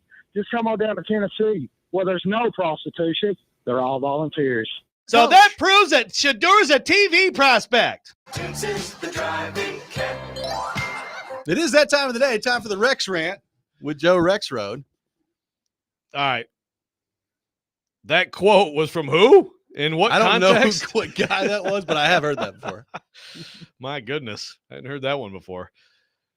Well, first of all, again, Ian reading minds. I'm actually not ranting about Lee Corso. I do want to mention, though, because if we're not going to, we may not get to it otherwise. Lee Corso hanging it up. I think that's a great idea to do one game and kind of have a send off at the beginning of the year. Yep. So, have a whole year of, everybody giving you like a rocking chair and everything. And, it was getting time, of course, for Lee Corso to retire. But, man, guy was pretty great. Guy's been a pretty great thing in college football. So I don't know how other people feel about it, but, man, I agree. He gets showered with love. Lee Corso. I mean, that game day tradition, which I think the first time he did it was 96 or something like that? Yeah. 96, 97, something like that. I mean, think about that, man. And I do wonder who steps into, and I understand like Pat McAfee is kind of already the funny mascot guy, on game day, but Saban's wearing the headgear from now on. You think so? Yeah. Oh my Just goodness. put it on. That would be amazing. Yeah. Do they continue to try to do the headgear thing? I mean, you might need to just let that one go. I mean, it's a cool thing, so they're probably going to keep doing it. Because that's his thing. The fans at those places really get into that, right? They want to boo if you pick the other team. I think it should be Saban. I'm sure he'd love it. I would much prefer Saban over McAfee, who already has a mascot head on. But I don't know if Nick will go for it. But anyway, I mean, live a little, man. I agree, man. I absolutely agree. But I want to my topic here. And we don't have a lot of time, and it's fine. It's a quick, angry plea to I guess to all the communities around here. If you have, you know what? Let me tell you a story first. Okay.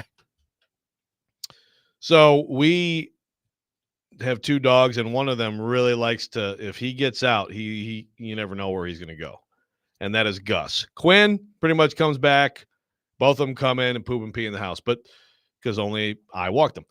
But Gus will go, he'll run around, and and sometimes we've had some scary situations where it's like, Gus, and we're running around not too long ago, we had one where we thought that he had gotten out, and like it was getting scary. Yeah. It was rainy because it was a stormy night. As it turns out, like we're all in the neighborhood late at night yelling his name. As it turned out, he was trembling underneath the bed because of the storm. So Gus, we get scared, when Gus gets out.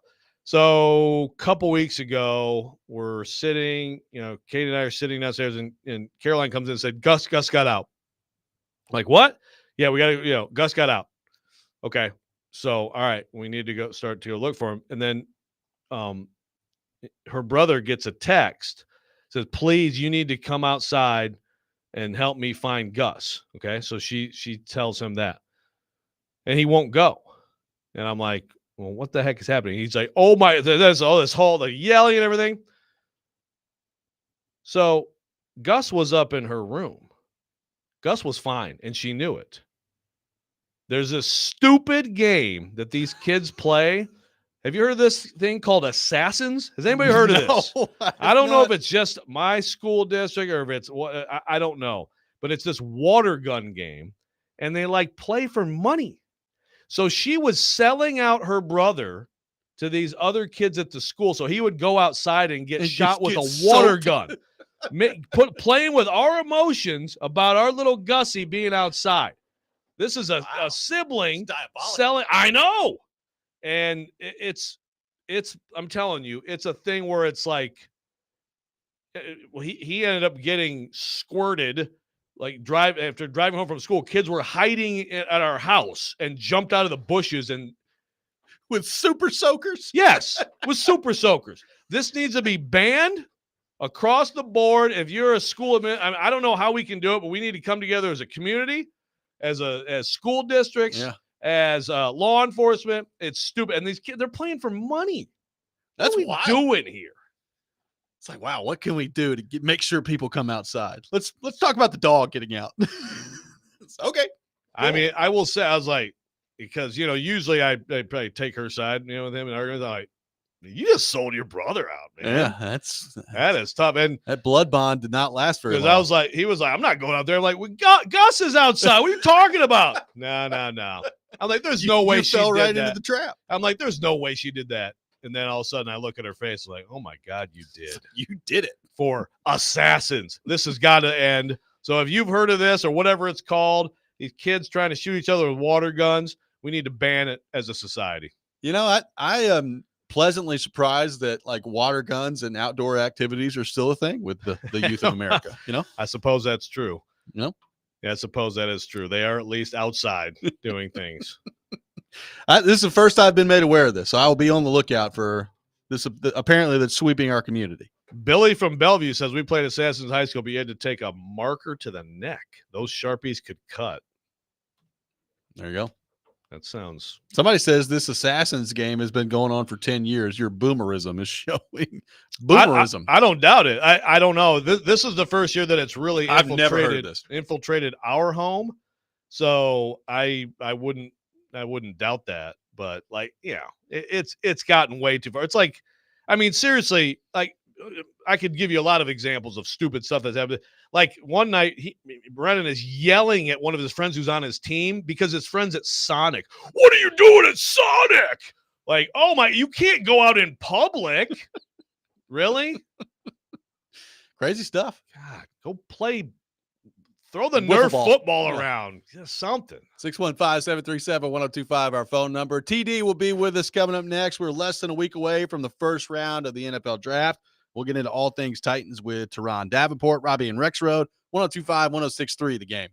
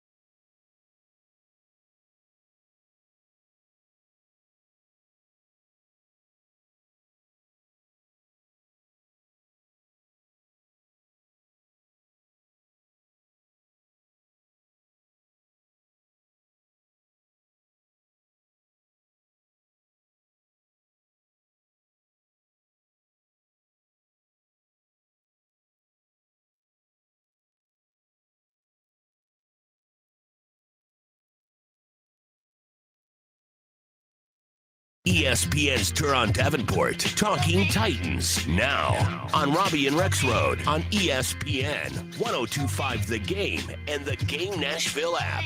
It is Friday morning at 8 o'clock, and you know what that means. We head to our 102.5 The Game phone line, driven by WilsonCountyHyundai.com. Welcome in our friend Turon Davenport to the program, ESPN NFL Nation Titans reporter, host of Talking with TD. TD, good morning. How we doing? Hey, good morning. What's going on? A lot, man. Appreciate you taking time to be with us. So, TD, the Nicholas Petit-Frere era coming to an end yesterday for the Tennessee Titans. I saw this stat that Suss tweeted out from the Tennessean, which is pretty incredible when you kind of lay it out this way. Titans now only have 3 of 23 players drafted between 2020 and 2022 on the roster. The only team with a lower percentage is Arizona, and the teams with the highest percentage in that span, Kansas City, Baltimore, Buffalo, Cincinnati. And Suss says, drafting kind of matters here. TD, we know that it's been bad. And, obviously we saw Nicholas Petit-Frere attempt to play right tackle last year. But when it's laid out that way, it's really no surprise the Titans are where they are in the standings right now. No, it isn't any surprise. And I'm glad that he rolled that stat out because, we've talked before about how some of these complete draft classes are gone. And we pointed to that, as a reason why, the spending had to happen the way it did last year and how, Rand Carthon should have got some more time because you look at just what had to be cleaned up. And it was a bad situation, just put it that way. And I know, some people have pointed to the Commanders and said, hey, well, if they could do it, the Titans should be able to do it too, forgetting that, that guy Jaden Daniels had one of the best rookie quarterback seasons ever. No question. They had some good pickups for sure, but it's that guy who Titans fans hope Cam Ward is next year, right? But right. But I guess I do wonder, and this draft is going to be key for that too. I see a lot of holes. Obviously, we all do on this roster. Corner is one of those places that I was kind of saying, okay, that could be a pretty, a stronger position potentially for them. Now we have all this stuff with L'Jarius Sneed. There are already questions about like the health and is he going to be, get back to 2023 Sneed next season, all that. But this situation, TD, how do you see this playing out? Do you feel like there's a stronger possibility now that L'Jarius Sneed is not part of this team next season? I don't think it necessarily says that. I do think that there will be a suspension. Like, I think there's a very strong chance that he's a part of the team, but not playing in some of the games that they play next season. And look, there's no excuse for what happened. I mean, even if he wasn't the guy, shooting, still, you got to separate yourself from that. And unfortunately, he was involved in something that, a guy in his situation just shouldn't. I've said it before, these things, not that exact thing, but things along those lines where you catch yourself in a situation that you really have no business being in. They happen, but you got to try to avoid it. And I would say he's probably not going to be in a uniform for the full 17 games next year. If he does get suspended, do you think the Titans will consider trying to move on? Because obviously, the guarantee, I mean, financially it gives them a more of an out, obviously, but they also need corner play this year. How do you think they'll handle that if and when it comes down? Yeah, that's the tough balance that they're going to have to figure out. I think there's a chance, right? I definitely think there's a chance. I mean, obviously, they're trying to recoup some cash and things like that, with all the money they spent last year and the money that's going into the stadium, et cetera. So I wouldn't be surprised. But in my opinion, I think even though he didn't play a lot last year, he still had an impact. I mean, just go talk to Jarvis Brownlee Jr. Hey, talk to him, and he'll tell you, how much of a role Sneed played in him having a very good, rookie year, especially for a guy who was drafted where he was. So that stuff matters. I think they will keep him. But, I mean, look, we'll see. So, TD, you caught up with Xavier Restrepo this week on Talking with TD, and he's a really interesting guy to me from the standpoint of he's incredibly productive at Miami. There's a lot of conversation, obviously, with him after his pro day with the 40 time, maybe not being exactly what people were looking for there. But as you talked with him, as you've dug into him and what he's all about and his production at Miami, where do you think he could go in this draft, and what would your interest level be if you're the Titans? Obviously, a guy that's extremely familiar with Cam Ward. Yeah, I think, 5th, 6th round, I think right in that ballpark is where I could see him going. And end of the day, and he said it best, right? End of the day, you play football, right? Like, you're not bringing a guy in to run 40 yards straight all the time, right? And you look at him, he's a guy, he's quicker than he is fast. He knows how to get separation. He's tough. He catches the ball. He's reliable. And those are the things that you want as a quarterback. And, he and Cam Ward, they established a quick relationship, a strong one quickly. And, it started with going out and grabbing smoothies, right? And then all of a sudden they were inseparable, in the film room, and they got the, blessing to be able to, at some times if they needed to, freelance. And I think when you have that type of relationship with somebody, it's something that you want to carry on into, the next level. And I think that's something that would help Cam get settled in and just be productive from the start. So I would be all on that. And, the Titans, obviously are looking at Kyle Williams too. So these are guys that, you do want to look at bringing somebody in to, kind of be that blanket for them, Man, watching that guy play, if that's where he's going to go in this draft, I think that's a heck of a value. Yeah. Yeah. The 40 time stuff can get really out of hand. So TD, the next time we talk to you, we will, I think, be talking about Titans quarterback Cam Ward after the first night of the draft.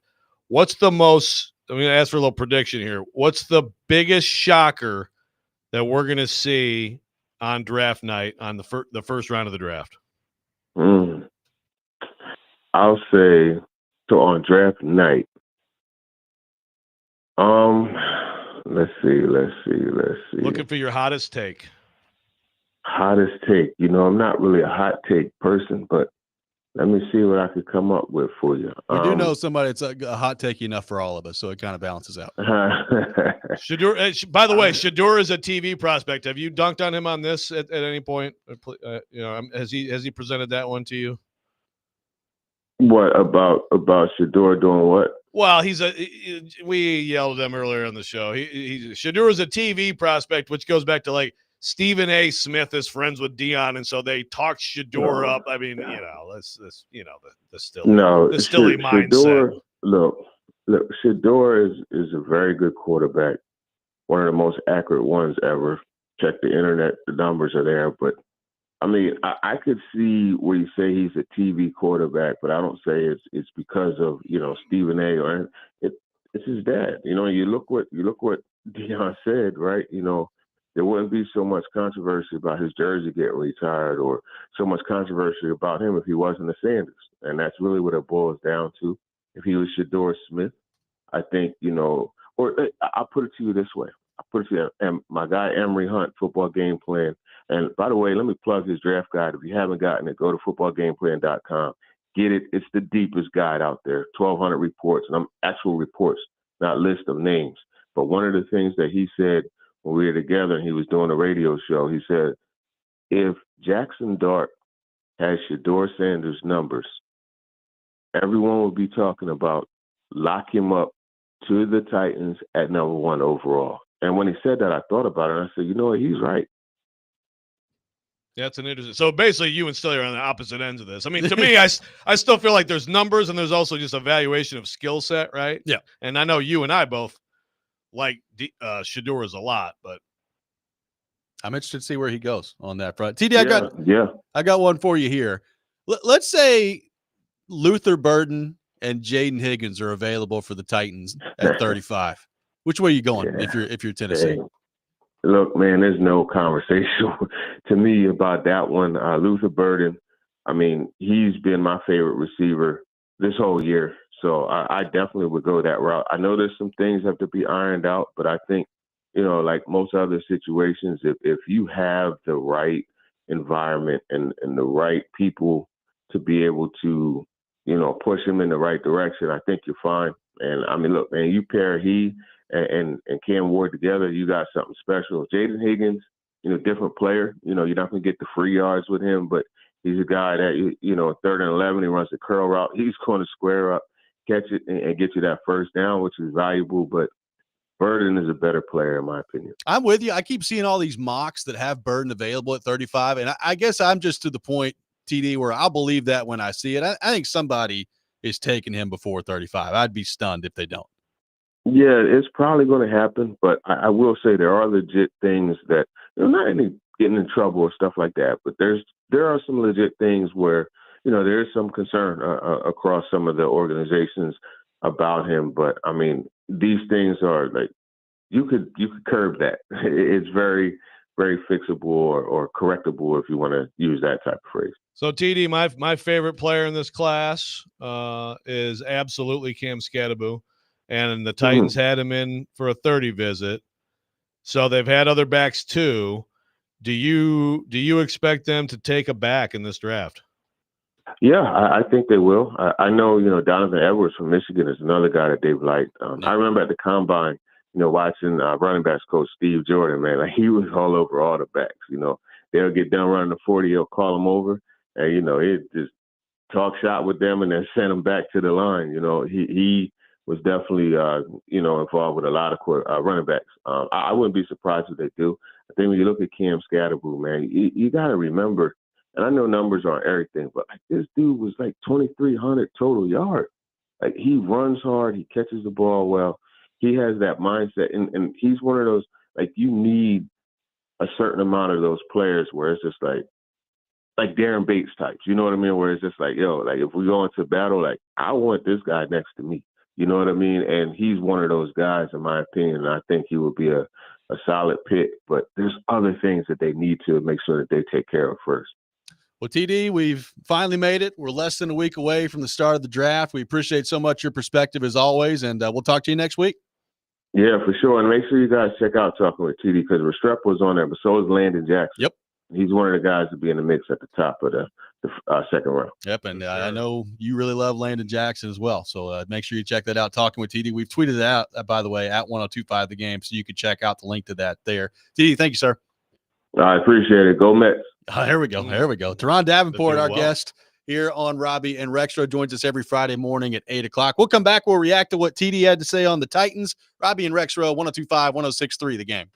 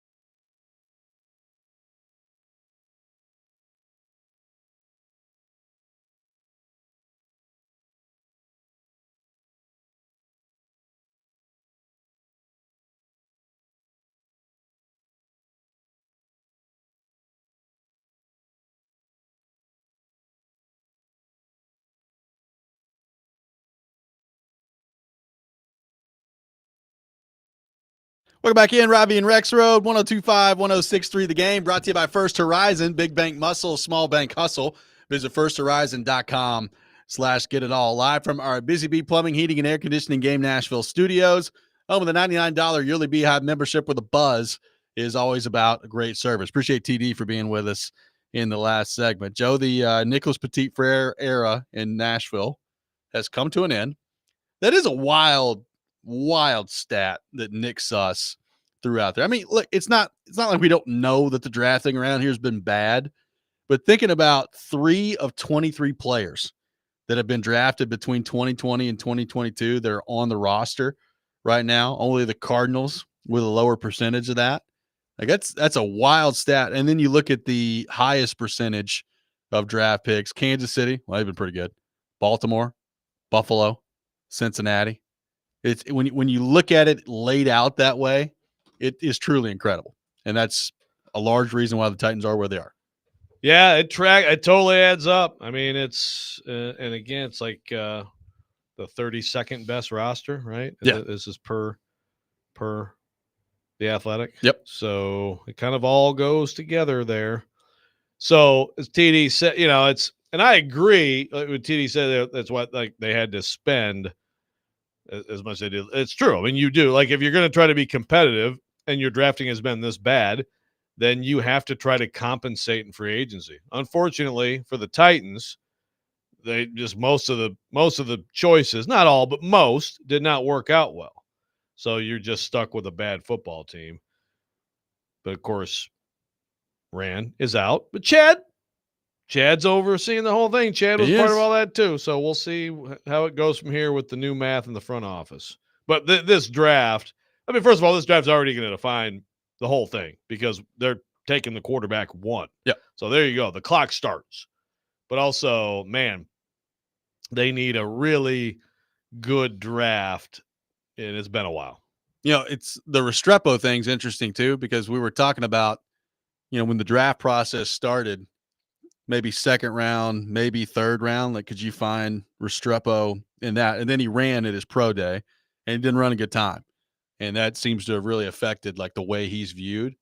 Like I'm kind of with you. Like if you could get him in the 5th or 6th round, like it's probably worth taking a shot on at that point based on how productive he was in college. Like, look, I'm not overly excited about the 40 time either. I do think sometimes that gets made a little too important in the process. It's not unimportant. I realize that. Like, I don't think Juwan Jennings 40 time is great. He's a productive player. I know that they're not exactly the same player, but you can overcome at times, depending on who you are, not having a great 40 time in the NFL. Yeah. The quickness and speed are not the same thing. Football speed and lining up in shorts and running a 40 are not the same thing. Sometimes I just feel like with some players, the times and what you see on the field matches up. And with some, it does. They don't match up. I watched that guy play enough. That guy's going to come make plays in the NFL.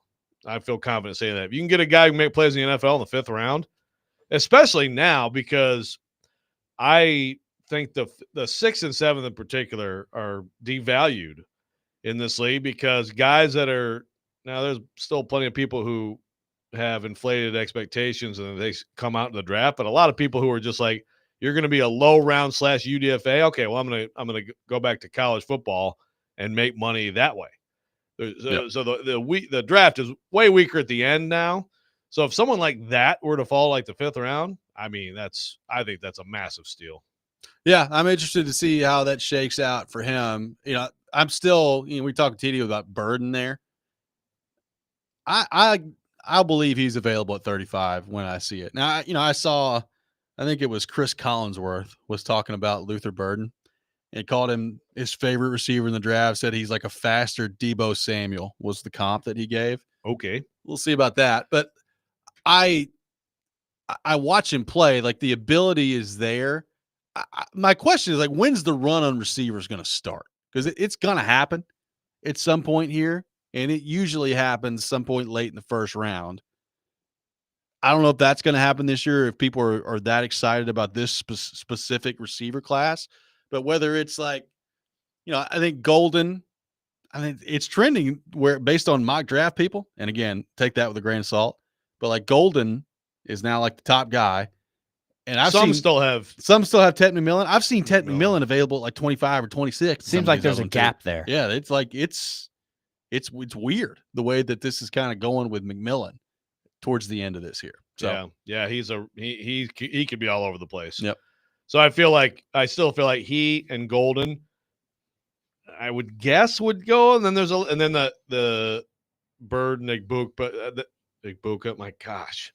I better hope he doesn't come here because I really butchered the name. But I think that's where you get into the like late first, early second run. Yeah. So, I mean I still feel like the Titans, like if they love Bird and he's there, it's like, man, how do you resist that? But again, go to that 15 to 75 thing. If that's true, if that's really the quality level and that's an accurate depiction of it. If you can somehow get out of 35, get into the 50s or whatever, and also then get into the 60s, the early 70s, that to me, then you just got two football players that are comparable to the one football player you get 35. Well, and then the question becomes, if you view it that way, that's great, and that would be probably the way I'd like to go too. Then, like, what about other teams? Like, are they more hesitant to trade up if they kind of view it the same way of, we can get a similar level football player later without having to move up to 35 with the Titans? Like what it would take is somebody in love with, I don't know, Landon Jackson or Luther Burden or one of those guys that you would then have to make the decision to not draft and move back and get, more quantity that way. Yeah. And when you talk about Bird in particular, I like him a lot. The idea that he's going to be Debo, but faster, that's lofty. But he does physically remind me of Debo. Yep. I mean, that's, I really think he's going to be a good player in this league. But you just, you need so much. And I think it would have to be someone that, like, you're blown away that person is there for you at 35, or else I think you'd have to think about it. Because obviously the Titans they've just been moving, along with this bad drafting, they've been moving up and not moving down. Well, then, does your situation at the moment at corner maybe influence that too? Are you more willing to trade back and really try to pick up more picks where you can fill maybe a receiver spot with corner or an edge rusher spot with corner, and then try to get a receiver later in the draft? Like, it's this corner creep in here, because look, I think corner could creep in. You heard TD say it there, and I agree. I mean, they're clearly taking a long look at running back here. So running back is at least on their radar heading into this thing. They don't have that many picks right now in the draft. So that's a lot of positions that we think they could be looking at, that at the moment there's not the draft capital to match, at least quality draft capital. Just whatever you need to do, get yourself in position to draft Scattaboo.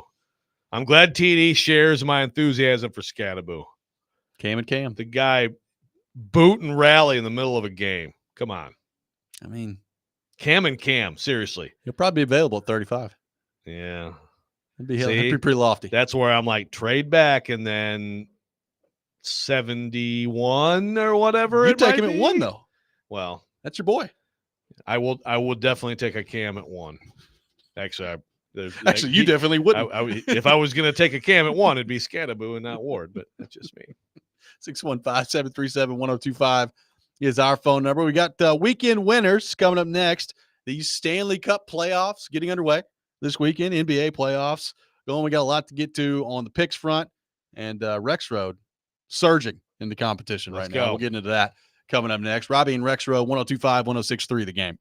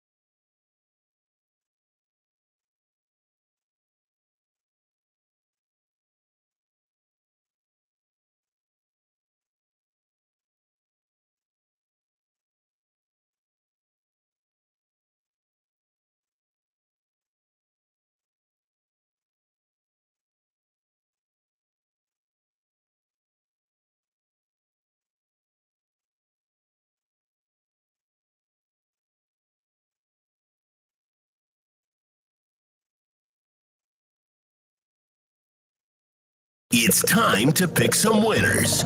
We hope.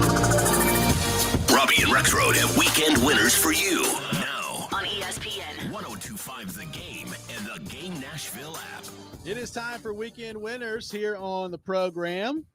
Lots going on this weekend. Stanley Cup playoffs getting underway, NBA playoffs, and the stupid play-in tournament in full swing. It's a great time of year.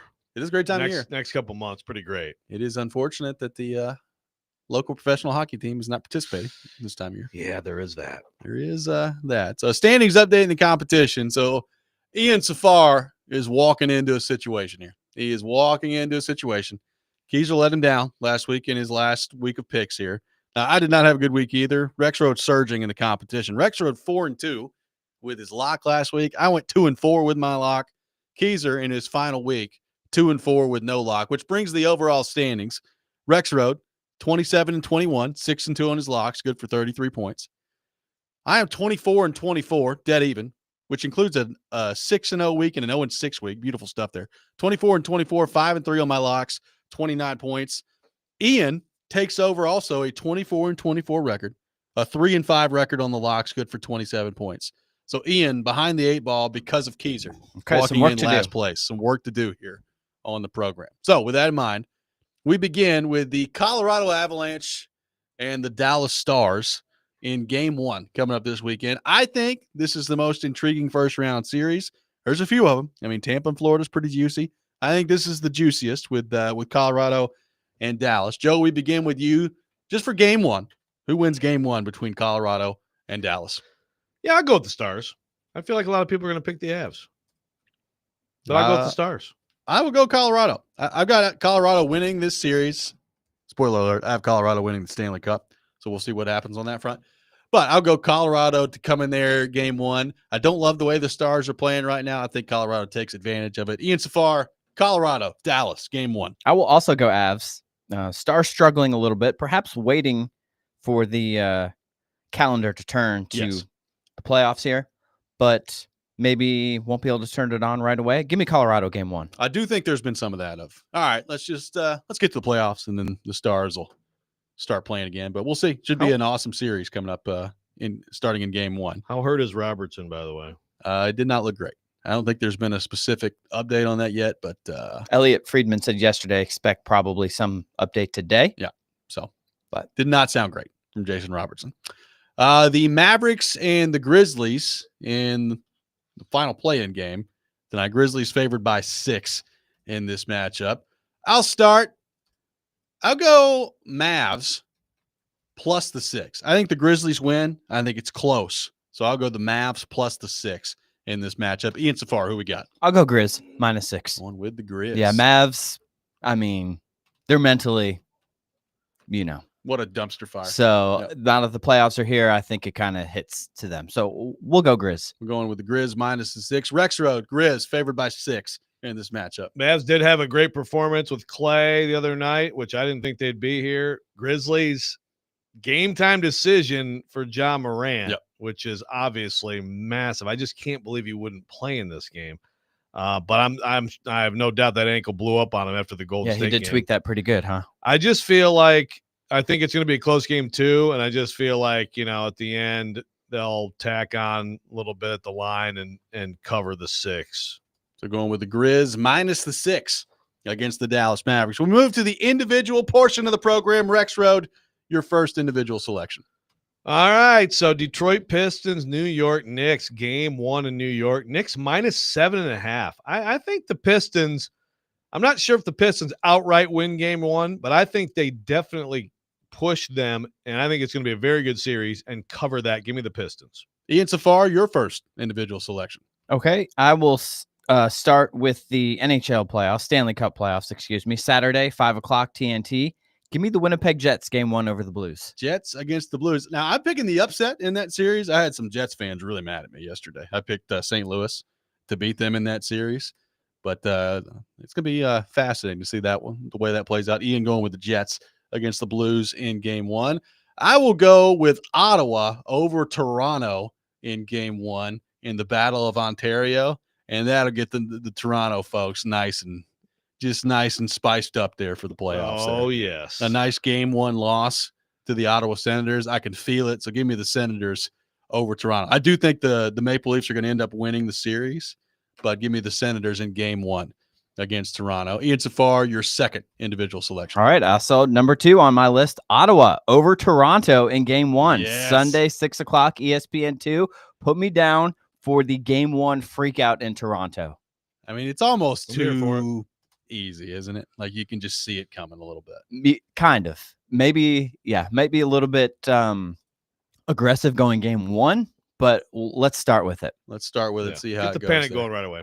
Give me Vegas over Minnesota in game 1 in that series. That one's going to be interesting to see how Minnesota almost choked it away, and then they started to figure it out toward the very end. So it could be an intriguing series there. And, when you have Kaprizov, you give yourself a chance. But I'll go Vegas over Minnesota in game 1 and make it my lock. I'm locking down on the Golden Knights in game 1. Rexrode, your second individual selection. So I'm going to go opposite of Ian on game 1, Blues Jets. Let's get that upset going right away. I don't think the Jets are going to lose the series, but I like St. Louis to go in there and shake up the President's Trophy winners right away. I will start with our third round here. Give me, as become my strategy, I'll take whoever's playing the Pirates. Give me the Cleveland Guardians -1.5 against the Pirates. And Skeens is not scheduled to pitch today, so I also double-check that one. I'll go Guardians -1.5 against the Pittsburgh Pirates. So there you go. Ian Safar, your third individual selection. Okay, let's go to the NBA.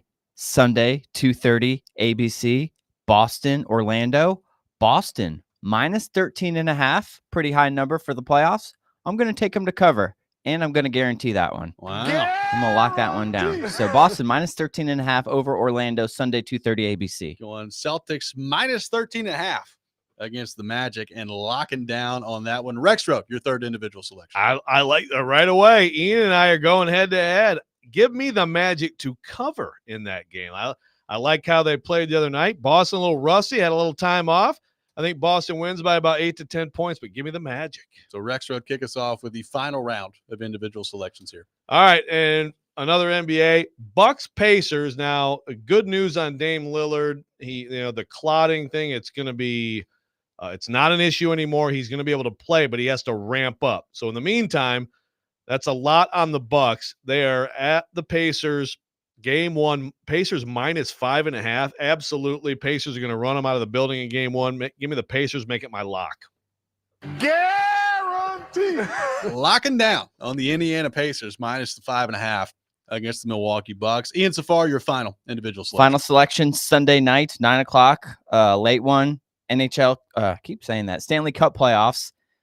Vegas. Give me Vegas over Minnesota game 1. Vegas over Minnesota. I'll tag along with Robby on that. I'm interested to see how the Wild come out. And they've been dealing with some injuries. We'll see what it looks like there. But going Vegas over Minnesota in game 1. Give me the LA Dodgers -1.5 against the Texas Rangers. I'll go with the Dodgers. They should probably, based on their roster, win like 135 games this year. They're not going to do that, but I'll go with the Dodgers -1.5 against the Texas Rangers. Some baseball love from Robby today. Yeah, sure. Get a little baseball in there from time to time. By the way, how your Tigers doing? They're doing 11-8, first place. Wow. They're fine. The offense still dries up a little bit too much, but Spencer Torkelson is actually hitting the cover off the ball, so that is exciting. And also, PK's guy, Gleyber Torres, has been pretty good so far. I'm just saying. I got my Thanks, PK. My Stanley Cup playoff bracket out there yesterday. I've got Winnipeg, Edmonton, Florida, and Dallas all losing in the first round. Now, some of this is based on again, I've talked about this, but the fact that Dallas and Colorado are playing each other in the first round irritates me. Same thing with Tampa Bay and Florida. They should not be playing each other in the first round, but they are. Broken record. Somebody's got to lose there. But this is the 4th year in a row that the Oilers and the Kings are playing each other in the first round, which also drives me insane. But I think the result's different this year. I think LA is going to beat them. I think the Kings get it done against the Oilers this year, which I'm sure will lead to some nice, calm discussions up there in Edmonton. Oh, absolutely. You know who my Stanley Cup pick? I already told you, so you do know. Ian, guess my Stanley Cup winning pick this year. We had to do it at the Athletic. We had to do our predictions, and I did it. St. Louis. Toronto Maple Leafs. Let's go. He's crazy. 1967, baby. 1967. It's all going to come together. I will say, I do like their team this year more than I have at any other point. I think there's more balance there. So I do like that. I got them winning the first round, which is no small feat for that place. Sure. I do have them losing in the second round, but I do have them winning the first round. It's going to be, oh my goodness. The hockey world would be ablaze. Austin Matthews, Conn Smythe. I've got a nice Colorado Tampa Bay rematch in the Cup final. I just look, Florida's healthy now, so they may just run through the East again. I don't know. It's hard to get to Stanley Cup final 3 years in a row. Tampa Bay, if they do that, boy, did we have some takes on the Preds and the Lightning moves last offseason and what they were going to lead to. Yeah. My goodness. Well, my final four is Colorado, Vegas in the West, and Tampa, Carolina in the East. So you could have, Vegas, who moved on from March or so, in the final four.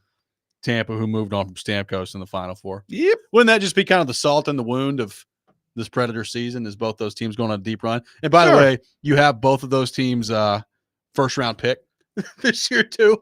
It's a nice 30-31 combo or something like that. It's too bad you couldn't get Dallas in there, too, and have let's watch as much Matt Duchene excelling in the playoffs as possible. Yeah. There's a lot of possibilities There's out there. a lot of possibility out there. 615-737-1025, our phone number. We'll go rapid fire, Preds, college football, your weekend headlines heading into the weekend coming up next. Robby and Rexrode, 102.5, 106.3 The Game.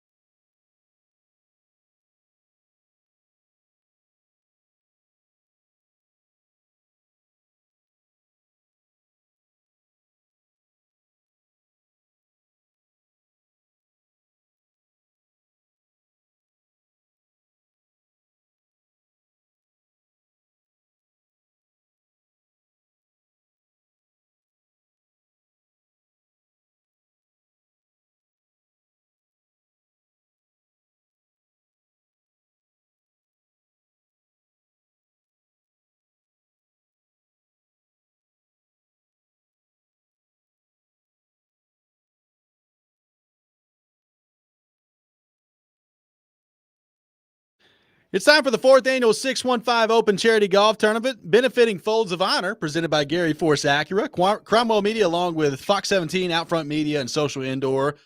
We'll be back at Hermitage Golf Course on Thursday, May 29th to make a difference while having a great time. You can join us, a few guest media members, athletes, and musicians as we raise money for Folds of Honor. Donations will go to provide life-changing scholarships to families of America's fallen or disabled military and first responders. You can sign up to play or sponsor at 615open.com. Final segment of the day here on Robby and Rexrode. I'd like to touch on Nico real quick. I just saw this take. I actually wanted to bring in a John McClain take. It's a nice couple of things real quick. So Dave Hooker covered Tennessee for a long time, has Off the Hook Sports. He has his own thing going, but he just tweeted this, or I'm sorry, he just posted this. Says, if I'm Nico's father, my son is skipping the 2025 college football season and focusing solely on the 2026 NFL draft. That would be a disastrous decision. Be a great plan. Like you already, like they're trying to figure out if you're good enough for the NFL. If you don't have any better tape to put out there for them, and then you're just not playing after walking on your team, that's not gonna be a great decision. You will be an afterthought in the 2026 NFL draft. You have to play. You have to get better. You have to prove that I think he has the tools, but you have to prove you're an NFL quarterback. Now, yesterday, Chase and Big Joe talked to John McClain, and Chase asked along the idea of like this hurting Nico's NFL hopes, and I thought John's answer was very good. How did NFL teams view Deshaun Watson having over 35 civil suits? Yeah. 5 teams pursued him vigorously. They don't care why he left Tennessee. They don't give a rat's what about that if they believe he can play. He's got 3 years of eligibility left. If he's good, he'll be gone to the NFL after 2, and it'll be something they ask him about. And if the family sticks to this preposterous excuse that it wasn't money, it was the offense, which is one of the most ridiculous things I've ever heard based on everything that I've read, seen, and listened, that I've been fascinated about it. And I'm for kids getting all the money they can get, but you got to do it the right way. And this was not the right way, but it's something all teams that are interested in him will ask him about, and he'll have a good answer. And then if he can play, they won't give it a second thought. I couldn't have said it better. Like, if he's good enough, this thing means nothing. Yeah. Now, is he good enough? Will he be good enough? This is where he's hurt himself, because now he has to go to UCLA to prove he's good enough, and a crap team, and also get less money to do it. So, but if he's good enough, like the idea that the NFL, you walked out on the NFL will take Charles Manson if he can throw for 4,500 yards. Have we not figured this out yet? Great pull. Thank you. Yeah. I mean, I don't know. He is dead, right? I'm going to assume he wasn't a very good Charles Manson dead? I have no idea. All right. I'm glad. It's nice to bring up Charles Manson on Good Friday. yeah, really. Good job by me. Good stuff there. Great. Good stuff there. Yes, he's dead, by the way. 2017. Yeah. Okay, cool. There Good. I'm glad he's dead. I love John McClain so much. John McClain rules. They're not going to give a rat's you know what about that. I like how he follows the. I mean, you can say the word. At least we have many, or at least I have many times. I don't know. No, that was a great answer. It is. It's just like, but yeah, this idea of like, then the other idea of like, just skip out, wait for the draft. Yeah. No one knows if you're good enough. Preds players speaking today, their end of season press availability starting around 4:00 today at Bridgestone Arena. So we'll hear from the veteran Predators players.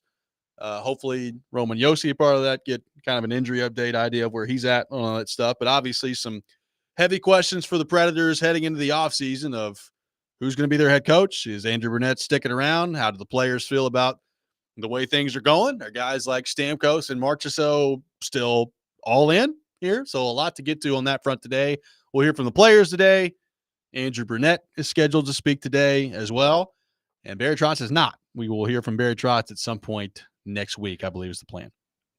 Do you know when the actual exit interviews with Trotz are? I don't. I would imagine they're taking place. I would imagine some are today, and some are probably going on over the weekend, would be my guess, and then early next week. But I think it'll be a multi-day process. So the ones that are today, make sure you ask the players to tell you exactly what they said to Barry Trotz. Yes. About Andrew Burnett in particular. Yeah. I need a full, matter of fact, if you got the transcript from your exit meeting with Barry Trotz. Let me know. But I do feel like in the media interviews, you can, sometimes you can glean a little bit of how guys feel about him or what they might say or just how they're feeling about the direction of things, I mean, like if you will have some impassioned, I don't know about impassioned, but you'll have some pretty clear defenses of / endorsements of Brunette if that's how they feel. I would say specifically, I'm interested to see what Stamkos and Marchessault specifically have to say today. I mean, Marchessault's real interesting. Marchessault could be really interesting, and he's not afraid to kind of lay it out there the way he feels. So again, like I don't know if they're